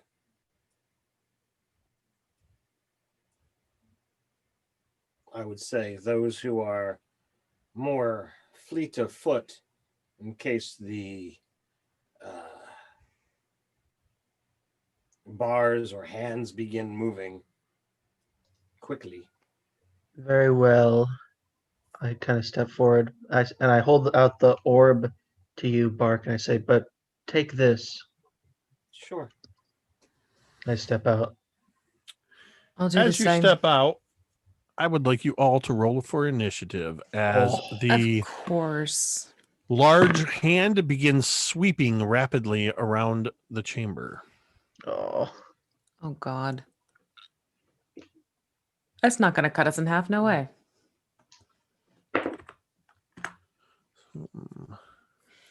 Super adept at this, guys. Almost your owl bear goes on your initiative. Yeah. All right, let me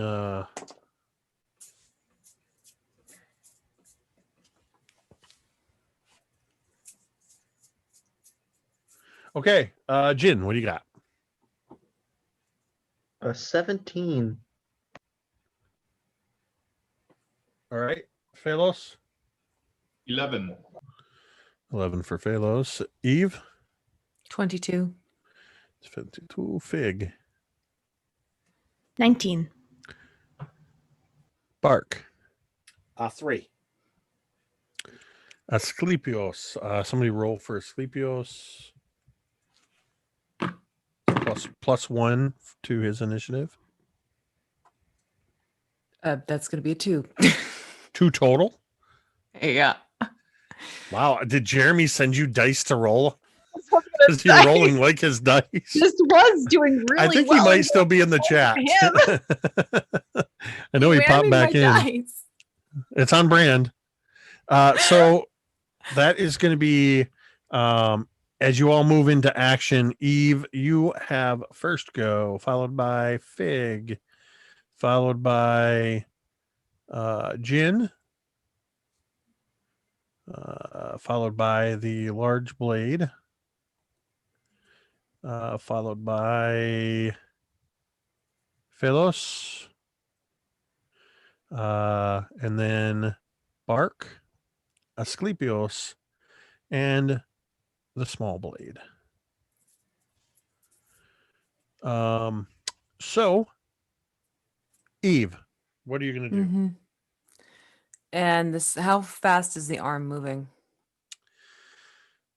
The arm looks like it's moving pretty quick. Based on where it is in the initiative order, about halfway through your team's actions, it's going to be able to strike at people. It's hard to put this in game mechanic terms. It's a spinning blade. Basically, you can tell that if you're on the cog while this thing's spinning around, you're going to have to dodge it. I'm going to run towards the center then to try and get in closer to where the two hands are. All right. So keeping in mind that each of the squares is 10 feet. It is 10, 20. It'll take you 35 feet of movement to get to the exact center where the hub is. That's what I'm going to aim to do. Yep. All right. And the cog itself, as you take off running across it, the cog itself is so thick and heavy, it doesn't even react to your running on it. And it does not move. Only the central pieces are moving. Anything else? Or using all your movement to get to that I'm point? using all the movement to get that center point. So dashing to the center, Fig. What will you do, Fig?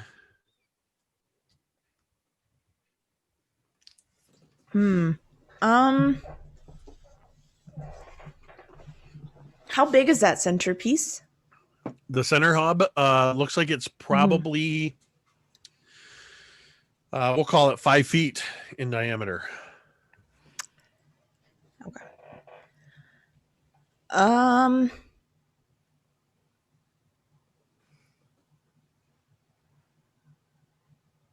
I think Fig is going to step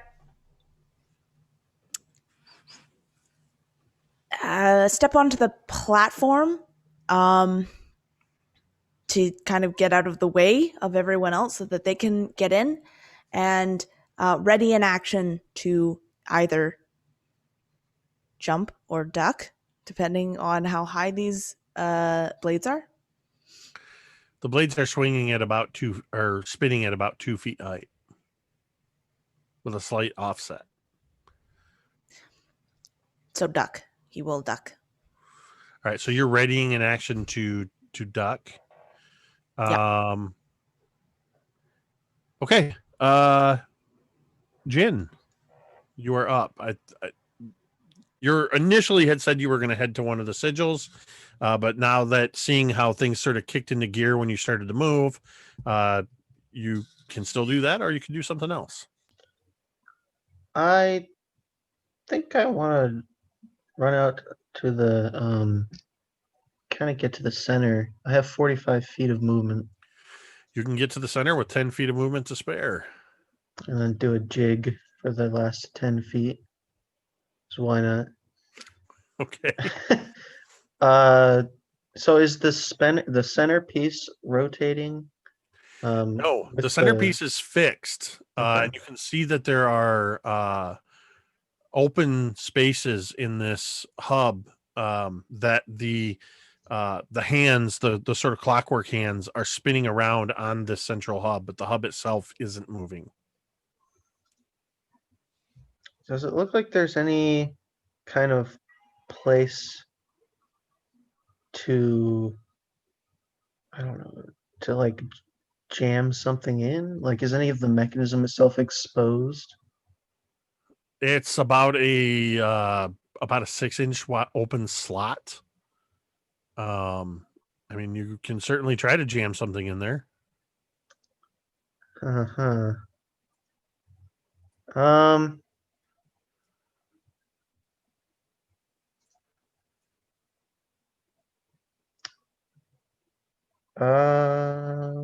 Boy.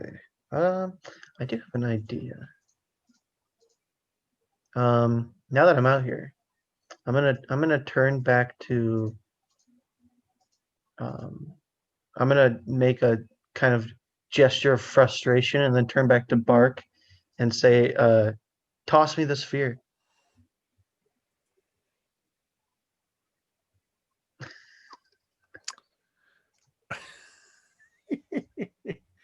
Okay, so Bark will have to wait until Bark's turn to be able to toss the sphere to you. Can I guess I want to ready an action then to, if I can, like, if I want to ready an action so that when he throws it, I can catch it and use it. To You want to you can ready an action to use to activate the device once I it's an catch it. interaction to catch it, mhm. but it's a use action once you I want receive to it. Yes, I want to got spread it. that radius Got out, it. when I catch it. Got it. Shout out to Unmade Gaming. Thanks for the raid. Earning the party a domain die.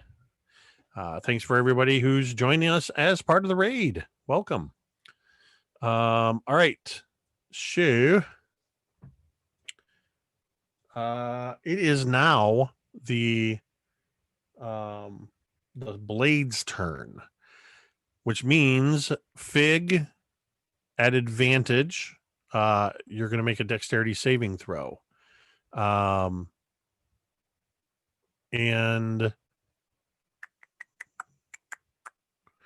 the other two of you are Eve and Jin. You are also within the path of it, so you will need to make dexterity saving throws as well. 26. Oh, wait, no. Save. So that is 22. 21. All right. I rolled a nat 20. All right. You all are able to either you're able to either We're evil. you're able to either jump over or duck below this blade as it swings around. You were cautious enough when you came out there to see it swinging, and you get out of its way as it passed you. Phalos, you're up.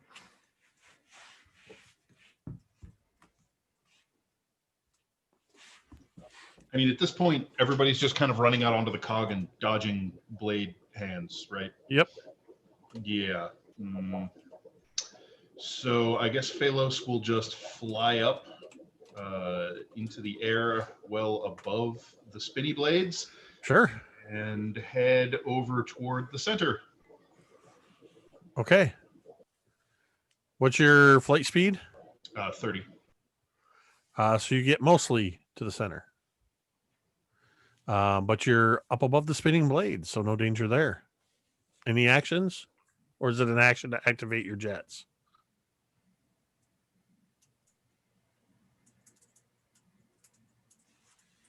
Muted. You're muted if you're saying something. Thinking out loud. I'm mostly just mumbling as I read, looking to see if there's any sort of activation. There's not. I can just use the speed when I want to. Okay. All right. So as far as actions go, I mean, there doesn't really seem to be anything to directly interact with at the moment. So, yeah, no, I don't think I have much. I'll just kind of dodge for now, just in case. The only thing to interact with would be the sigils. Yes.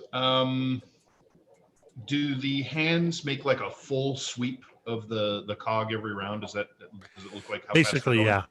One's Okay. moving faster than the other, but yes. Then I guess I'll start heading toward the farthest sigil since it'll be easiest for me to get to it safely. And so I'll just dash to get closer to it. All right. So a dash will get you 60 feet, which 10, 20, 30. You can get to that for sure. So you're basically hovering above it. Does it just look like it's carved into the cog? It looks like it's carved in, but it's it's got the circular markings around it. And based on the size, like if you stand on it, you'll pretty much cover. In fact, I would say because you dashed, you actually could land on it if you wanted, or you can choose to hover above it for right now. I think for right now, I'm going to hover above it. Okay. That's going to take us to Blake, not Blake, Bark. Blake.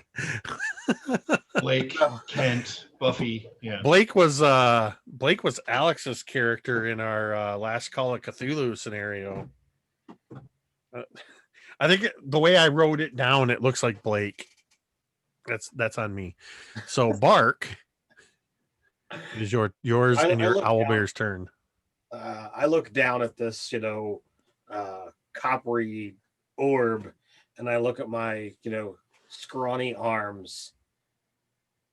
And then I look down at this massive clockwork beast. And I just hold it out to him. And he snips the end in his beak, and he takes it out to Jin. Okay. He's got a speed of 50, so he can. Oh, sure. Yeah. So Jin, the clockwork owlbear lopes across the large part of the cog, moves a little hesitantly to the very narrow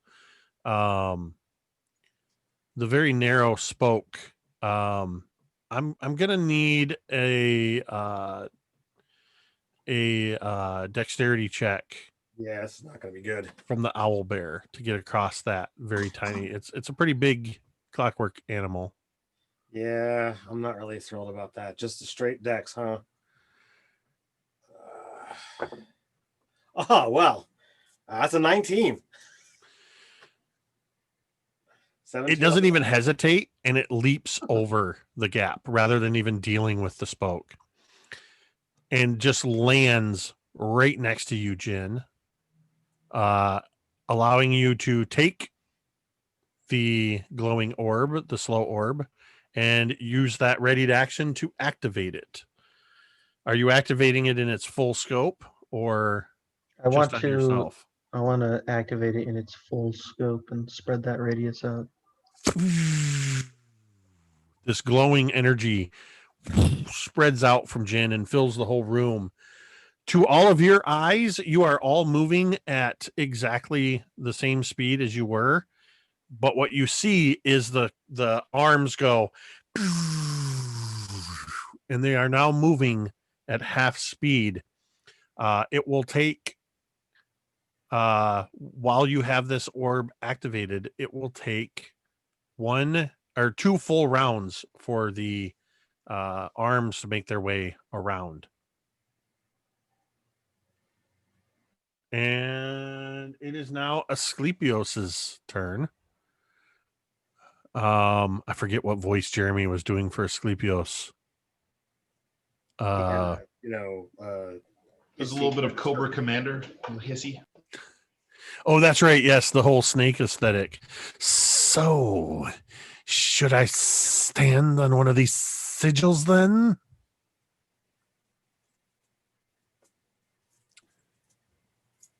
And hearing no response from you, Asclepios seems likely. Is going to move towards the one that's all the way at the top, the northernmost one. And he steps on the sigil, and as soon as he does so, you see it illuminate with that same blue energy that seems to power Fig. And immediately, the door on the far west and the door to the sort of southeast, they both open. Shun. To the far west, you see on the other side another curved door, but you're seeing the outer curve of the door. It seems to open into another curved room. But to the east-southeast, you see that it opens into a cylindrical room that is 20 feet in diameter, and there is a clockwork capstan in the middle of the room. And you can see that there are 2 more curved doors in this small room. That is going to take us to, well, because of the slow effect, the second blade is still slowly making its way around and will not do anything. That takes us back to the top of the order. Eve. All right. Is there any space to throw stuff inside where the gears are working from where I am? Where the things are spinning around. Yeah, blades like are can I spinning? see into where the blades are stationed inside and the mechanisms? You can see that there's a 6-inch gap in this post, the central hub. Uh-huh. Without getting right in there and looking, because it's kind of shrouded in shadow. Okay. You can make an assumption, and you can certainly try. There's definitely room to jam any number of objects. So in. I could throw my caltrops in the gap is what I'm asking. Oh, you want to throw a fistful of caltrops in there? Pretty much, yeah. Okay. I have 1,000. I'm gonna have you make a dexterity based attack roll to see if you can get them into the slot. Okay. And that is going to be hold on a second. I'm on the way wrong window. So then that is going to be a 19. You grab a handful of these caltrops and launch them into this central area. And I'm going to have you roll me a D100. D100.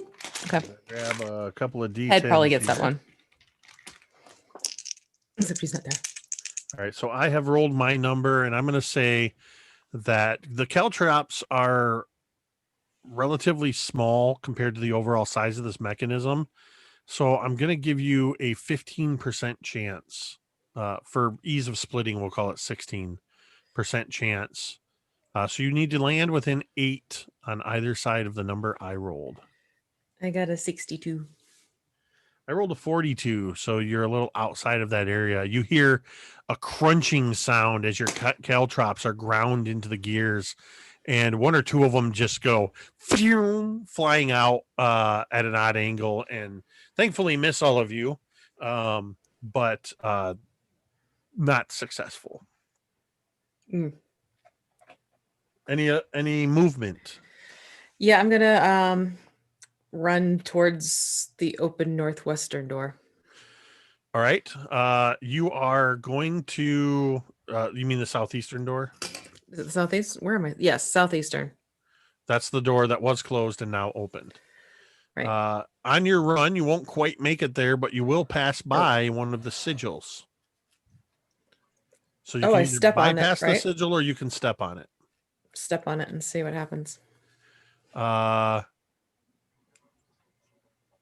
You step on it, and as you do so, the door slightly to the north, not the full northeast door, but the one sort of in between the door you were heading toward and the northern one, that door opens, revealing a 20-foot diameter room with a couple more cylindrical doors, 3 in fact, and a clockwork capstan in the middle. Well, okay then. That is going to end your turn and take us to Fig. Yeah, Fake is going to make a run for that southeastern door as well. All right. It's going to take you about 50 feet of movement, I think. Let's see. 10, 20, 30, 40. Yeah, it'll take you 50 feet of movement to get to that door. So you're going to dash? Yep. All right. Yep. You're able to do so, and you find yourself in the room, and you see this capstan, which is basically like a horizontal gear system. It's like what you would find on a ship for raising the anchor. It's got a central hub and some handles around it to twist in one direction or the other. That's going to take us to Jin. I would like to turn to the clockwork owlbear and hand the orb back and just say, hold on to this until we're all through. And then move towards the same direction that Eve has moved towards. Okay. You do so. As soon as you hand off the orb, the blades begin spinning at full speed. Oh no! And you are sprinting towards that door. Are you gonna? You said you got 40 feet of movement, right? 45 feet. 45 feet. So you could get into that southeastern room. As I'm moving, I'm gonna call back to the owl bear and just say, "Activate the orb again," and move into that room. All right. As you move into the room, because it is now moving at full speed, the large blade is taking its turn. That means that the owl bear and Eve and Asclepios need to make saves. I believe, Phalos, you are still in the air. So Eve, Asclepios, and the owl bear. And where are you, Bark? I'm barely in the room. I was not really interested in testing myself against the spinning swords.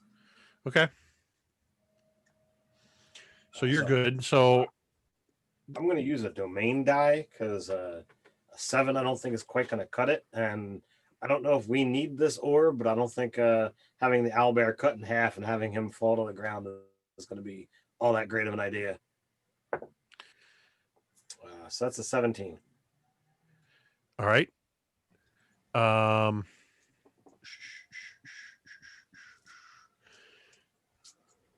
Eve and I gotta roll for, or somebody needs to roll for Asclepios. It's I got a 20 and add 10 to whatever he has.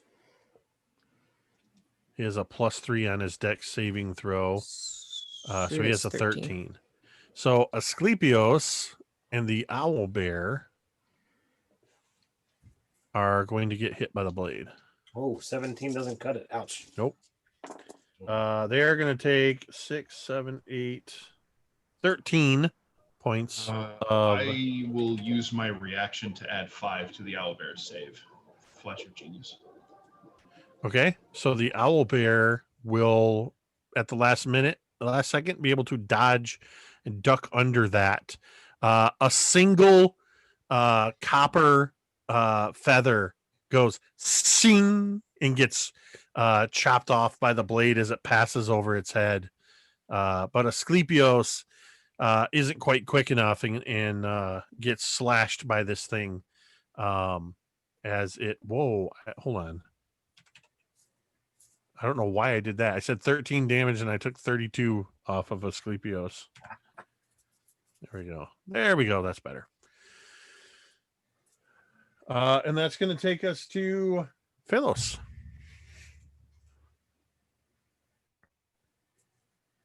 How far am I away from the owlbear?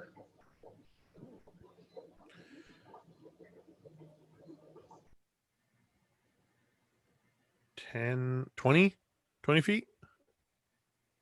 I will fly over to the owlbear and grab the orb from it and activate it. Everything slows down again.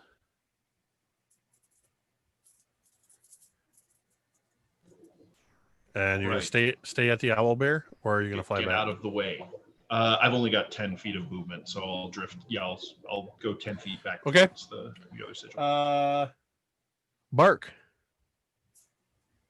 So it looks like people are heading towards the one room. So I'll begin heading in that direction and call the owlbear. Can I get there with What's your movement?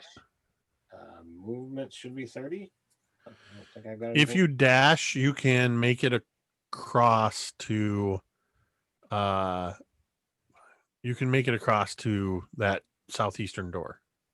Okay, so I'll do that, and the owl bear has enough speed to be able to make it through as well. cool. It's getting tight in here. Well, I guess not. That's a 20-foot diameter room. That's a pretty good sized room.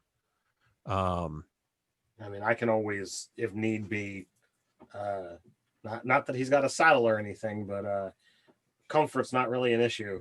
So I could always ride the owlbear. All right.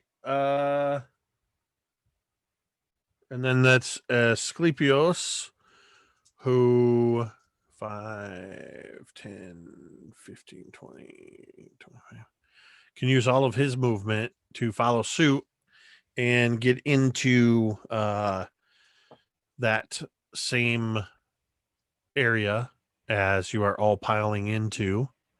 The second blade slowed down.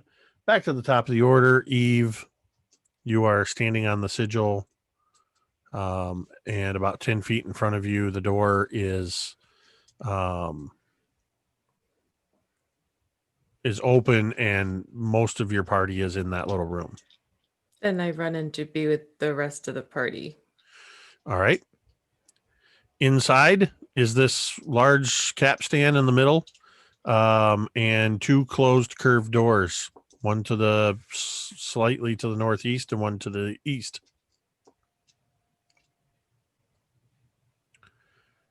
Do you want to take any actions? Is there anything on the capstan area or Just handles to grasp handles? it by which to turn it. I will go up there and hold on to the handles, but not move anything yet. Okay. So you grasp hold of the handles and you sort of brace yourself like you're ready to start turning it, but you do not do so. I will turn it if everyone gets in the room if it looks like we need to have that put into motion. All right. Fig. You're in the room. I think everyone is in the room, correct? Everyone is in the room except Phalos and Jin. Or Jin, did you get in there? I don't remember. Okay, Jin's in there. Yeah, everybody's in there but Phalos. All right, so then I think for now, Fig is going to inspect the 2 doors and see if they're any way different. They look like every other curved door you've seen. There's no obvious mechanism for opening it. It seems to be somehow tied to the mechanisms within these rooms. Do they have any handles? The doors? No. Yeah. The doors do not. Okay. Then I think then Fig would follow suit with Eve of just holding on to the turn thing and get ready to turn it once Phalos is in the room. Okay. Which then Jin. Any actions? 2 of them, Eve and Fig, are sort of holding onto the capstan, but not doing anything with it. I'm just gonna stand fast. No actions. All right.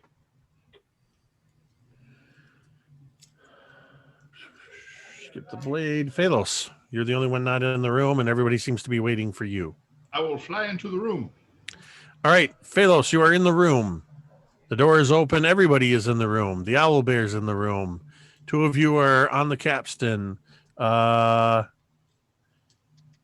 If everybody's waiting for everybody to be in the room, you can tell me, Bark, if there's anything you specifically want to do, or we can go back around to Eve. If you guys want.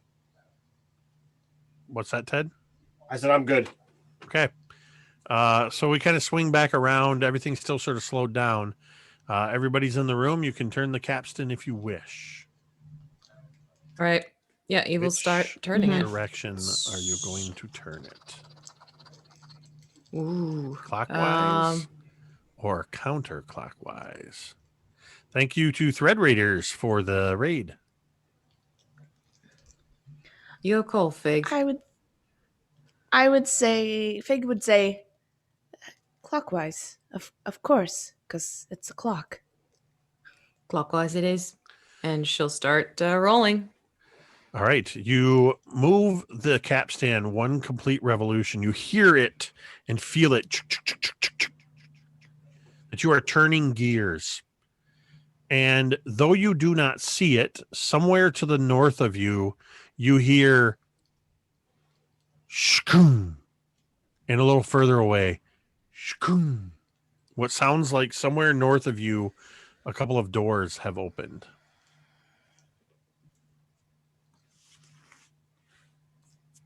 And the capstan locks into place. What about the swords? Still spinning. Oh, God. Okay.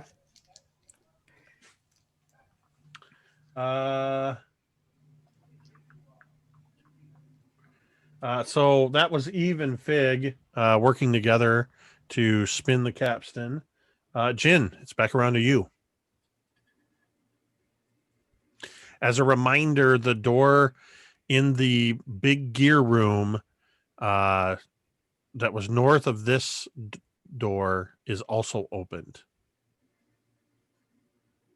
And there was another cylindrical room with 3 doors and a capstan in it. I think I would like to. Can I make it there if I run back in? 10, 20. Yep, you can make it around and into that room. And the blades are spinning slow, so you wouldn't even be threatened by them. Good. So you go into that room and you see, just like it looks identical to the room you were in, even to though the placement of the doors are slightly different.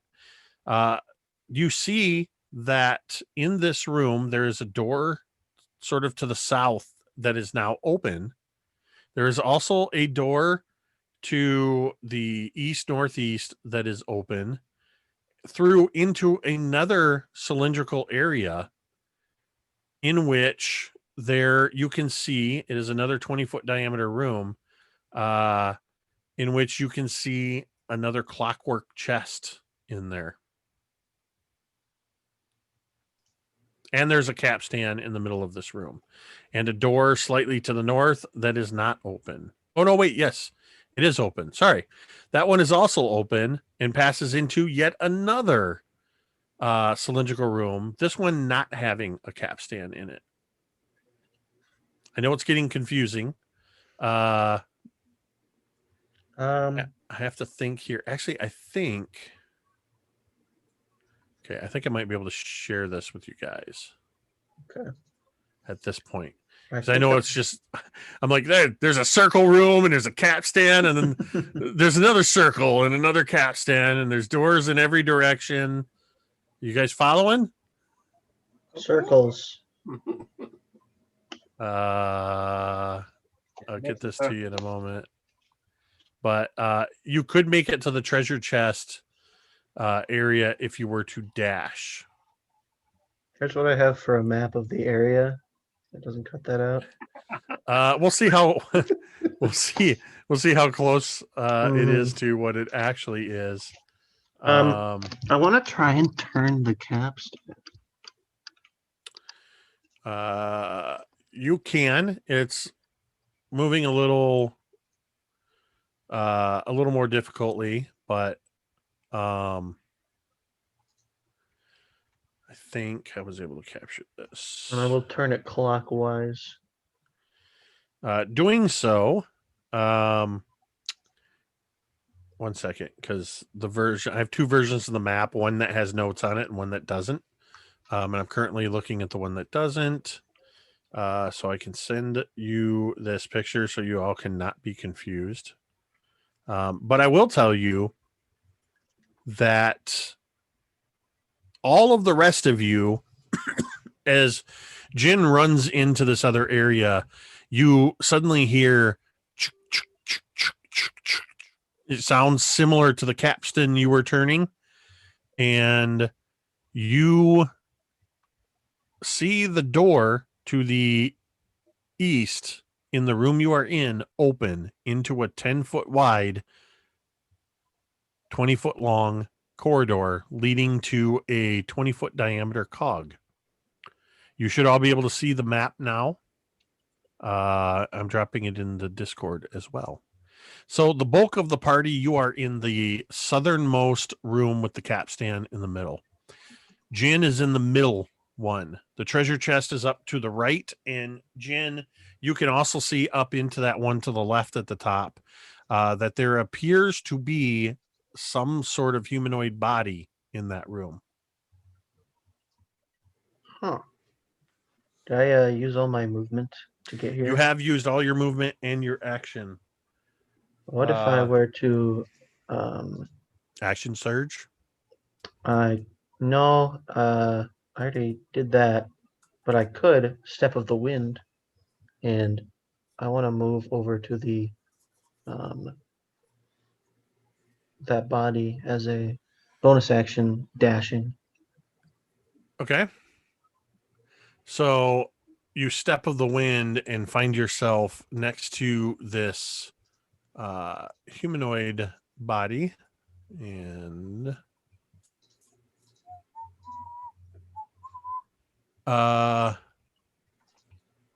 what you see, Jin, before you is a what you see before you is a what looks to be a human skeleton, though the skeleton is grafted in places with copper. There is also what appears to be pieces of armor lying around this figure that look to be made of brass. It looks like whoever this was died in here, and their armor just sort of fell apart.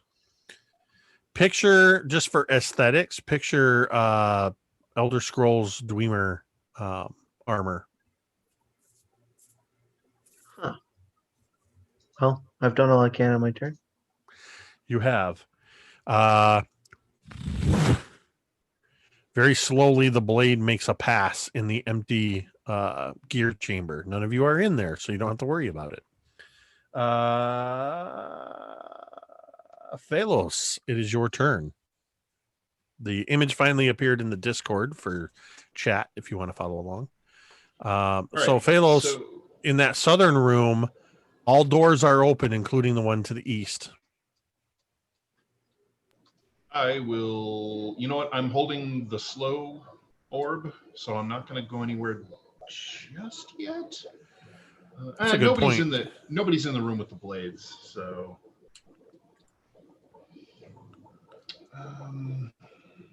Zach Staffen says you weren't too far off with your map. It's pretty close. Yeah, everybody is no longer in the blade room, and we can move around using these smaller rooms and hallways behind it. So I will go down the now open door. With that, I will say, because you now have all of those inner passageways open, while the blade is still spinning, we are essentially out of initiative order. That makes sense. There's no point in remaining initiative order at this point. Yep. If you can now avoid the spinning blade, you can move freely through these rooms. Sounds good. So Phalos will probably start poking his way down that hallway toward the big cog down in the lower. Okay. So Phalos heads in and starts to investigate that area. Go ahead and give me an investigation check. What's that? Beep boop bop. What are the rest of you doing? Bark wants to go investigate the body. All right. Yeah, I would like to search it. If I could take a medicine check and see what information I can glean. I got a 15 on investigation, Jake. Okay.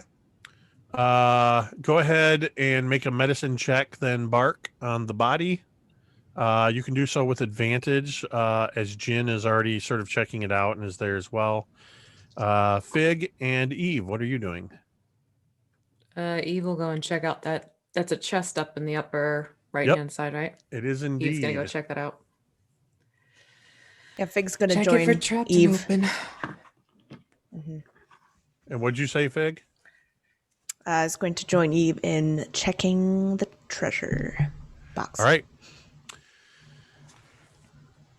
So you two head up there to the chest. Go ahead and give me an investigation check on the chest. What was your medicine check, Mark? 22. Looking this humanoid over, it's hard for you to tell for sure how long this individual has been down here, but the bones are beyond white. They have aged to more of a brownish color, though the copper stands out brightly against these decayed bones. All signs of flesh has rotted away. Some of the sinew and other tissue are almost mummified on its flesh, but the copper that's grafted across it still shines brightly. And with that medicine check, it seems very strange, but it appears that this organic being was attacked by the way the copper's grafted onto the bones, it looks as though it may have entered into the flesh of this creature, this humanoid, and killed him from within. Wow, that's weird. I'm assuming I've never heard anything like this. I mean, again, not very studious. No, this is not anything you're familiar with. In fact, your experience with organic beings is limited to the handful of drow and other monsters you've encountered while maintaining your patrols around the Adamantine fortress. Eve and Fig, how are things going up the chest? What do you got for investigation check? Teen. A what? I only heard teen. 15.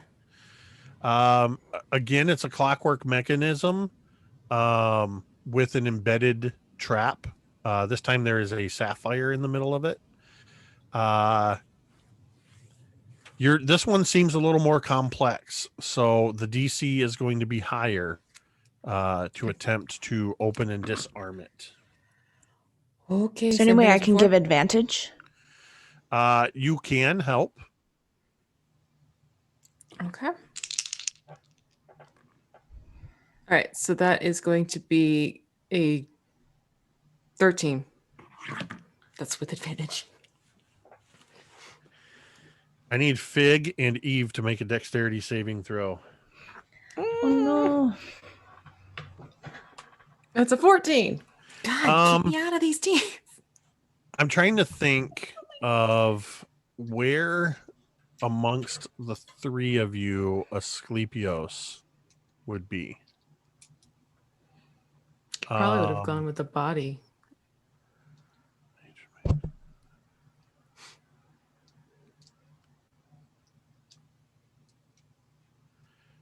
He appears to be very much about defense and defending.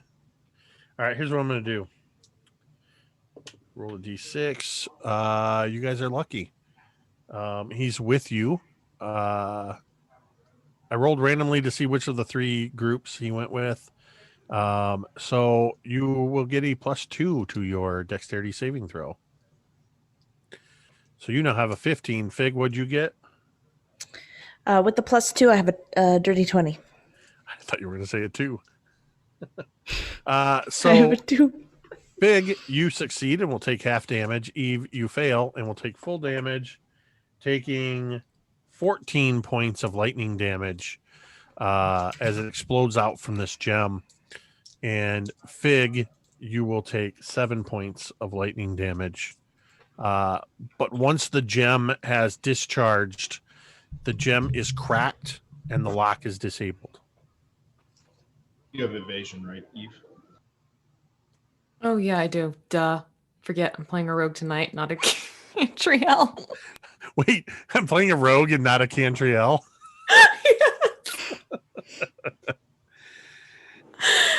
Cantriel in class, right?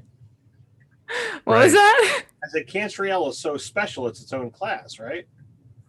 Exactly. Yeah, I'm going to be applying that evasion. Thank you, Dan. So that'll cut you down to half. Yep. So you'll take I 7 fixed as it. well. I But fixed it. the lock has broken and you can open the chest.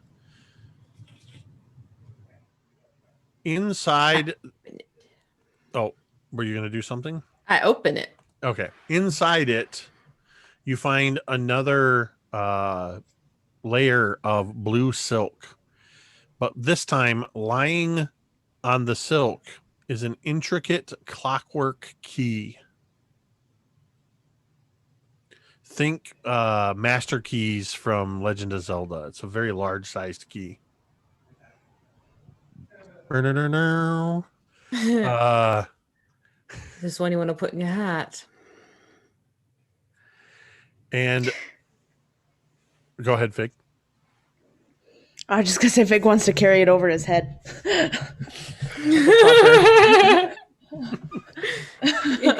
Eve hands it over to Fig with like a smirk. Phalos, meanwhile, you are investigating where this 20-foot diameter clockwork cog is. And in your investigation, you're able to determine that probably through a bit of experimentation, a little bit of listening to the sound and light and whatever it is, that there's about a 30-foot drop below this gear.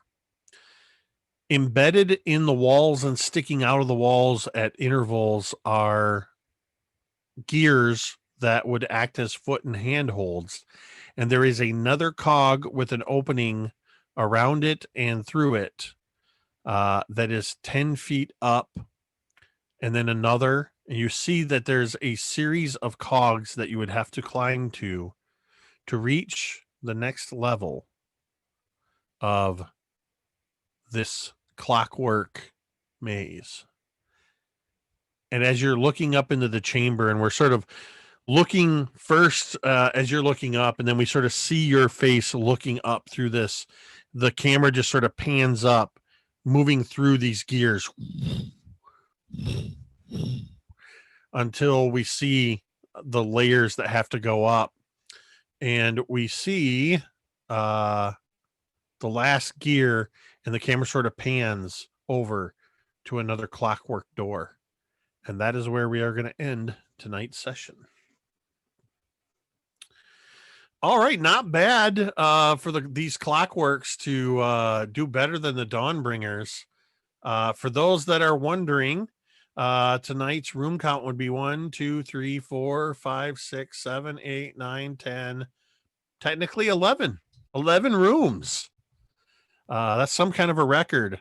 But I think there's Dawnbringers ever done 11 rooms? 1, 2, 3, 4, 5, 6, 7, 8, 9, 10, 11, 12, 13, 14, 15, 16, 17, 18 doors were involved in that. There's so many doors in this. I can't wait until I can share with all of you this wonderful resource. This is something that it's not sponsored or anything. I just think it's cool.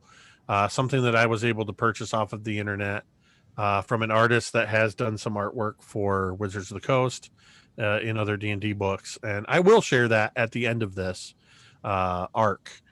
But you have successfully completed the first of X number of levels of this particular Trial of Copernicus. So we will see next week, which it's worth noting that next week is, in fact, going to be our last session of the year, I believe. Yeah, it'll be the 17th. So that will be the last session of the year. We'll be taking a 2-week hiatus for the holiday. A hiatus for the high holidays. It works. In the meantime, you can tune in tomorrow night here at 10 p.m. Eastern to check out the Fang Club Curse of Strahd, as Alan from CFT RPG runs his continuing adventures in Barovia. Or a couple hours earlier, you might be able to actually watch both. If you head over at, I believe it's at 8 p.m., it might be 8:30, but head on over to A Fistful of Dice, and I will be playing in a Mecha Hack game being run by the author of the Mecha Hack, Matt Click, who's been running a series of adventures using new material from their active Kickstarter. Dwight, if you have the link and want to drop it in the chat, I don't have the link handy for the Kickstarter, or if somebody else that's in there has that. But I'll be playing in that on Sunday morning at 9 a.m. Eastern. If you're up that early, Dwight and I will be continuing we've soft launched a new Big Bearded Nerdcast, our podcast. We do sort of a loose conversational format on Sunday mornings from about 9 to 10:30. And then we take those and we edit them down into what we will be releasing as an official podcast. And I can guarantee you this Sunday will be a whole lot of Star Wars talk because of new information that came out today from Disney about what their plans are for the next few years. So you're going to want to tune in for that. I will also be, Dwight, I don't know if there, I don't know what games we got going on this weekend over on your channel. You can turn on your mic if you want to tell us. Yes, Call of Cthulhu, the Obsidian Path. That 8:30 on Saturday over on Big Bearded Nerd. Our friend Ricky, who plays Pathos in our All That Glitters game on Monday nights, will be running that game. That's his bread and butter.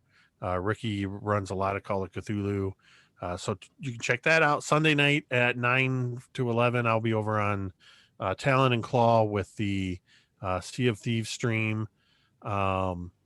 And stay tuned over the next couple of weeks. Dwight and I are going to have some announcements about some new shows coming to the channel in the new year, in the first quarter. We've got nothing near as grand as Disney does, but we are bringing some new shows in the new year where you are actually going to get to experience a lot of new DMs and players and systems. So be sure to tune in. Stay tuned for those announcements. In the meantime, I just want to thank everybody who tuned in tonight. Thank you to everybody, including Jordan, who just dropped another gift chat. So that's another domain dice or not gift chat. That makes no sense. Gift sub, another domain die that has come in. Thank you for the support of the channel. As always, we appreciate that. And as always, first of all, a big thank you to Dwight for once again stepping in as emergency producer for our game so that we can play this.